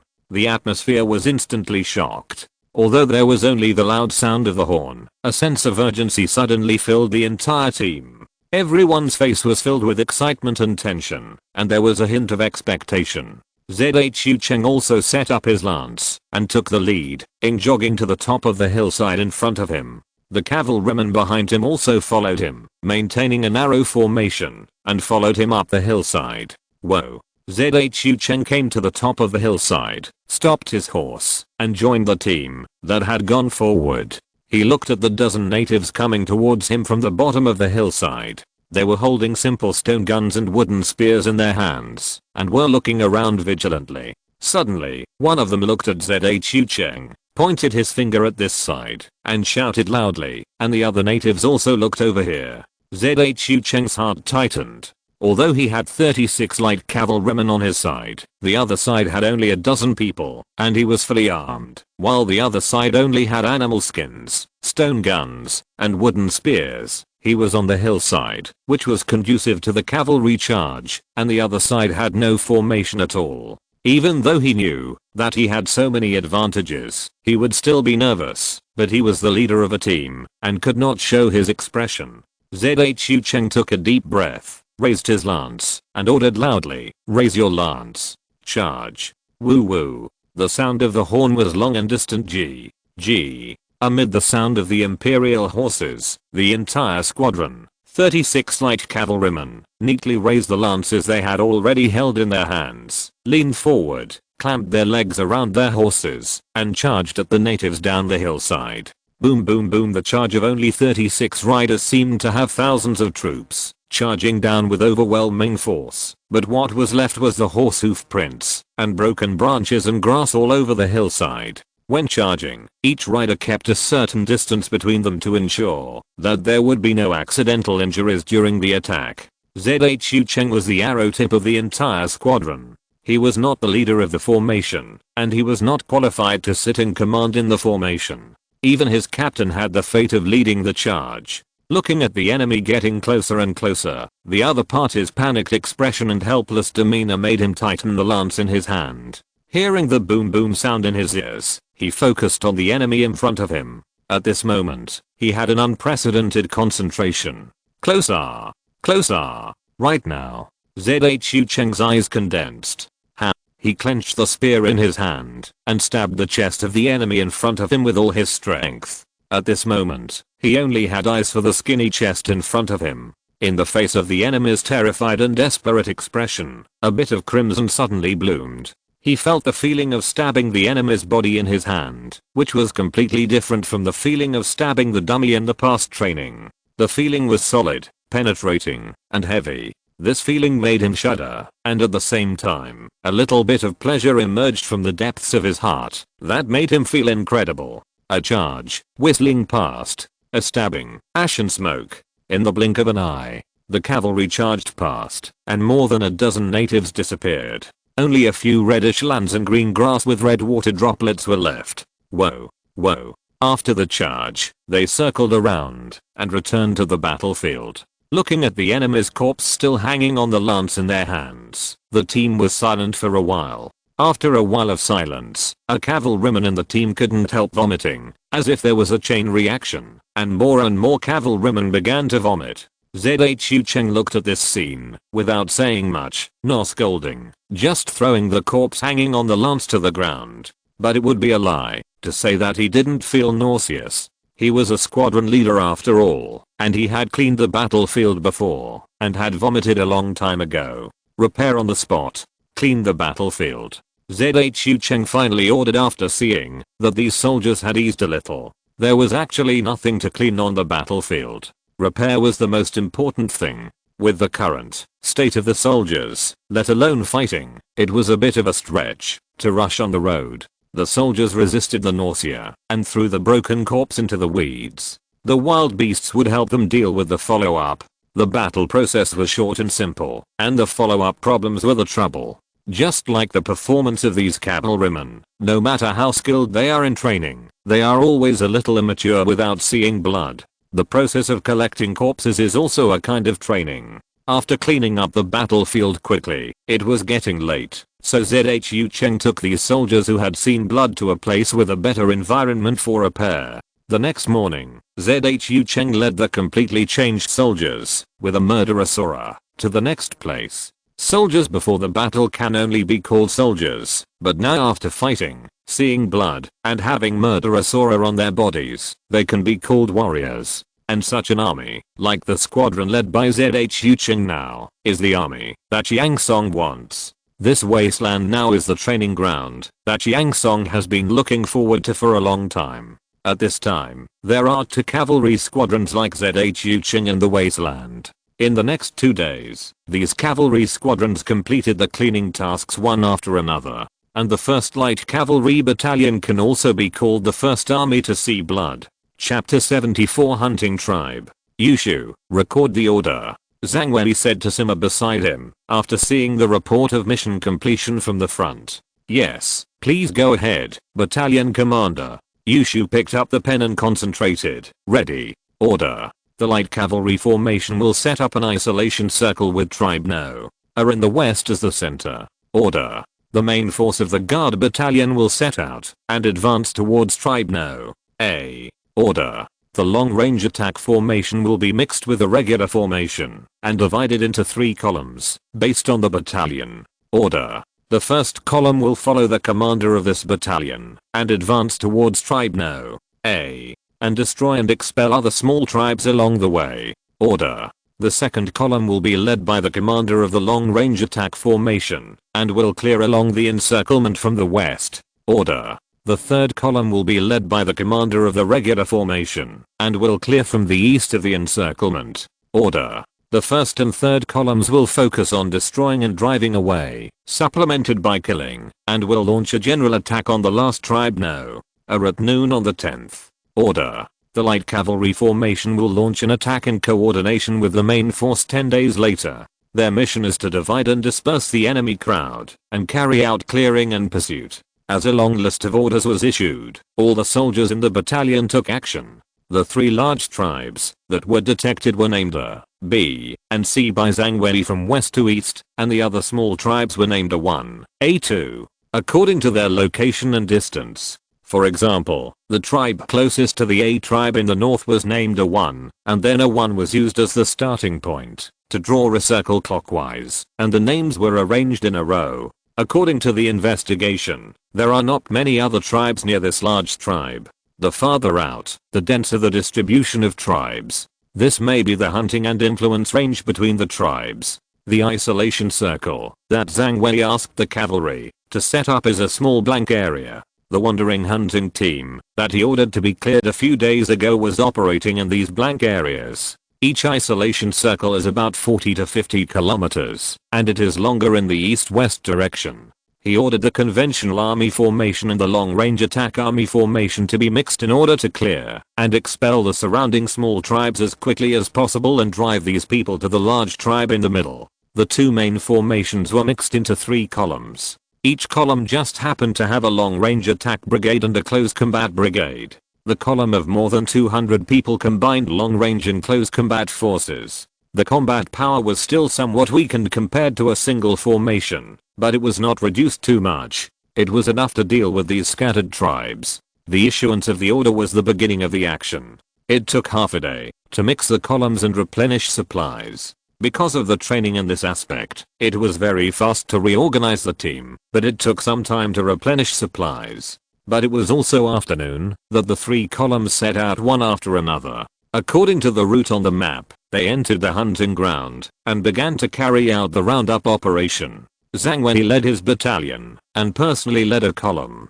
This column consisted of a close combat brigade, a sword and shield squadron, a spear squadron, and a heavy infantry squadron, a strong crossbow squadron, an archer squadron, and a crossbow squadron. Because the Malay Brigade has the only heavy infantry squadron in the entire battalion, plus the battalion headquarters to which Zhang Wei belongs, the first column is also the strongest of the 3 columns, and is responsible for the most difficult route. To break through, facing the pressure from both sides, he needs to lead the heavy troops, to command and coordinate in the middle. So the first column has 290 people. The second and third columns are composed of a strong crossbow squadron, an archer squadron, a crossbow squadron, 1.5 sword and shield squadrons, and 1.5 spear squadrons. These two columns, each with 230 people, will start operations from both sides. This combat force is enough. Before setting off, Zhang Wei said to Yushu, "Sima, go tell the people in the rear security bureau about our marching and combat routes, so that they can supply logistics in time." "Yes, I'll send someone there right away." After Yushu answered, he wrote a letter and prepared to send it to the rear. Logistics are guaranteed by a special rear security bureau. Zhang Wei and his men just need to fight at ease on the front line. There will be a convoy to supply them at every place. Logistics transportation is mobilized militia. For this expedition, Yang Ren mobilized more than 2,000 people for logistics support. You know, the total number of soldiers in the guard camp is only 1,100, and the logistics militia providing support is twice the number of combat personnel. From this, it can be seen that fighting is not only about fighting in the front, but also about support in the rear. War is a competition of overall national strength. Zhang Wei rode on a warhorse, standing on a high ground, looking at the tribe in front of him marked in orange, a medium-sized tribe of more than 600 people. Seeing the people of this tribe in front of him panicked because of their arrival, running around and in a mess. He did not order an attack immediately, but waited. After the people of this tribe gathered their forces, he would eliminate the opponent's resistance in one breath. He didn't want to be exhausted by the waves of harassment from the opponent during the expulsion process. Zhang Wei had been standing here for nearly an hour. Nearly 300 soldiers in front of him had been lined up for a long time, but the other side was still in a mess and out of order. It was not easy to wait until the other side, led by a leader, gathered more than 400 or nearly 500 people, and ran towards this side. Yes, the other side's posture can only be described as running. There was no formation at all, and they rushed up in a swarm. Among these people who rushed over, there must be people from other tribes who were driven here a few days ago. Otherwise, there would not be so many people. The leader of the other side must have seen that there were more people than here, so he rushed over. Zhang Wei finally waited for this moment. He waved his hand, and the personal soldiers on standby took the command flag and began to command below. "Sound the war drums," Zhang Wei ordered. On the small slope behind him, several war drums began to beat. Dung, dung, dung. The very powerful sound of the war drums sounded rhythmically, and the soldiers' ears were filled with excitement. Woo, woo, woo. Then, the horn began to call, and the square formation in front of them, which was arranged in 5 rows, began to take the first step towards the enemy according to the officer's order. Strong crossbow. A loud shout came from the array. Who? The 36 strong crossbow soldiers in the first row raised their strong crossbows, aimed at the front, took a step forward in unison, and shouted in response. Target. 300 meters ahead. The officer shouted again, shoot. Suddenly, 36 crossbow arrows flew out. In the blink of an eye, they shot into the crowd on the opposite side, and people and horses fell to the ground. After a while, the strong crossbow soldiers reloaded the crossbow arrows. 230 meters ahead. The order came, shoot. The crowd on the opposite side fell to the ground again, and the people running in front were already terrified at this time. Strong crossbow, bow and arrow shooting. The officer ordered again, ready. This also allowed the archer squadron to join the attack sequence. 160 meters ahead. The order came again, shoot. Dozens of people were shot to the ground again. At this time, the people standing in the front should have wanted to escape backwards, but the people behind were still crowding forward, so those who wanted to escape could only face forward with despair on their faces. Chapter 75. The battle continues. After 2 rounds of long-range attacks, the enemy's crowd has become a little thinner. Zhang Wei stood on horseback and saw very clearly with the monocular telescope, and even saw the other party's desperate expression clearly. He saw the other party's cruel smile at the beginning of the charge, the fear and uncertainty when the war drum sounded, and the horn blew, and then the panic when the other party was attacked. After 2 rounds of long-range attacks, in addition to repeated hits and missed arrows, at least the other party lost 70 to 80 people, a reduction of 1/6 of the number. Now the people in front of the other party want to escape, and the people behind can't stop, bumping into each other, and stagnating in a mess. Maybe the leader was killed. They actually stopped moving more than 100 meters in front of the formation. Zhang Wei did not let this opportunity slip away, and immediately ordered, "Let the soldiers enter the attack program." As Zhang Wei's attack order was issued, the sound of the war drum became more urgent, and the horn began a new call. Boom. Boom. Boom.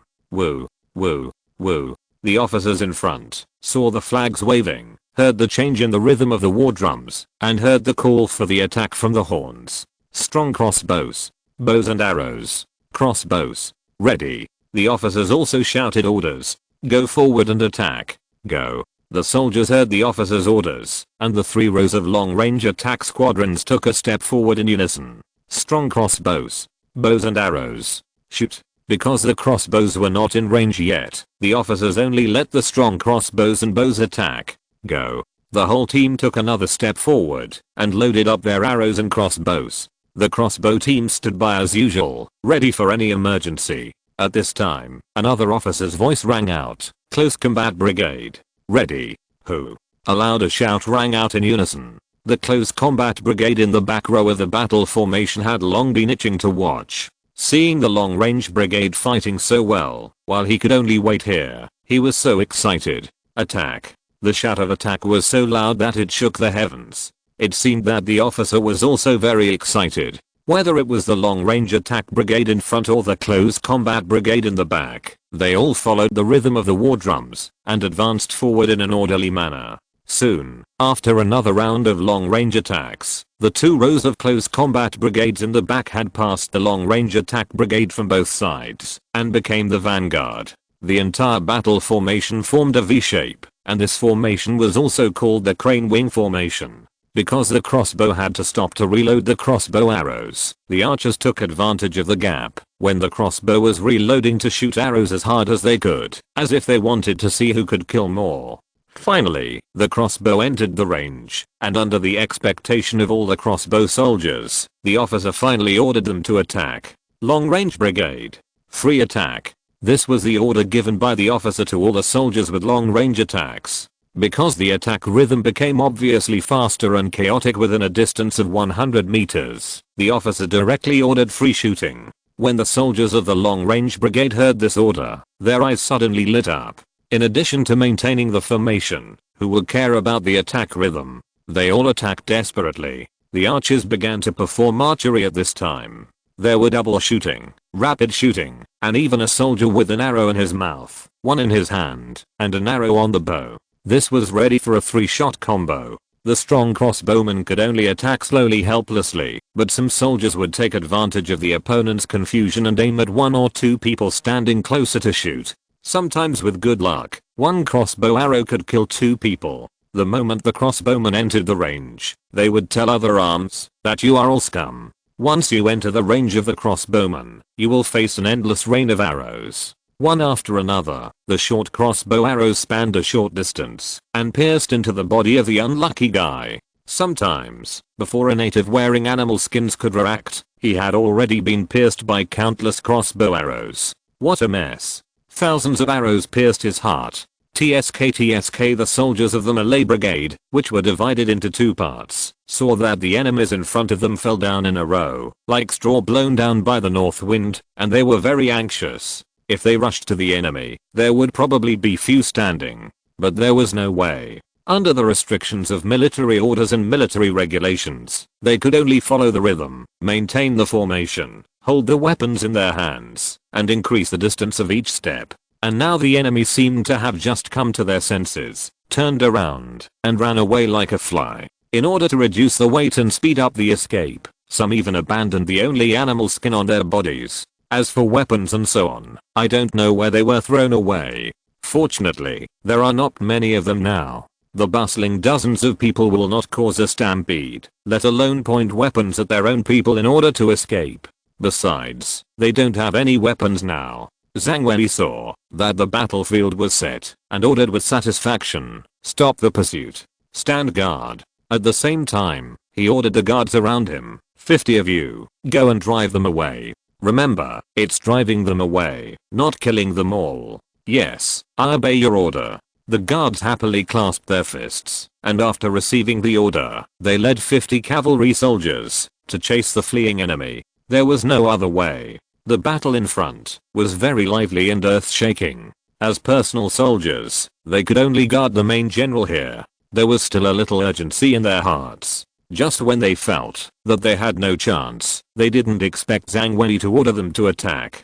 As for the safety of the main general, where are there 10 dangers that can threaten the main general now? Even if there are, aren't there 10 more unlucky soldiers? After Zhang Wei's order to suspend the pursuit was issued, although the soldiers were very disappointed, they still stopped according to the order and began to stand guard and rest in place. Now, this battle has ended perfectly. The most unlucky ones, apart from the 10 soldiers who were guarding the commander, were the close combat brigade. Although they participated in the whole process, were they fighting? They were just playing soy sauce. Okay. First, they watched the people of the long-range attack brigade attack desperately, and then it was finally their turn to attack, but the enemy was gone, and they all ran away, not even giving them a chance to face them. At least let their weapons be consecrated. Looking at the backs of the few dozen natives who fled in desperation, how much they hoped in their hearts that the other party would turn around and face them. Okay, clean up the battlefield. Zhang Wei looked at the expressions of the soldiers, raised his mouth slightly, and gave a decisive order. The soldiers of the long-range attack brigade went to clean up the battlefield with the soldiers of the close combat brigade who were unwilling to do so with their expressions. And the 50 riders in the distance, with threatening shouts, went towards the tribe. The people in the tribe in front of them, who could run, had already run away by now. They saw clearly from behind that when the warriors of the tribe in front of them were in chaos, they should have started to run to the south. As for why they were heading to the south, it was because the north was the direction Zhang Wei and his men came from. So, if they didn't run to the south, but ran away from these terrible demons, did they want to die? Didn't they see so many warriors lying on the slope in the north? And this was exactly what Zhang Wei wanted. End of this chapter. Thank you very much for reaching the end. Don't forget to like. Looking for more exclusive content and immediate access? Subscribe to our Patreon. Remember, every like, subscription, or donation encourages us to continue. Thanks to everyone. See you in the next video.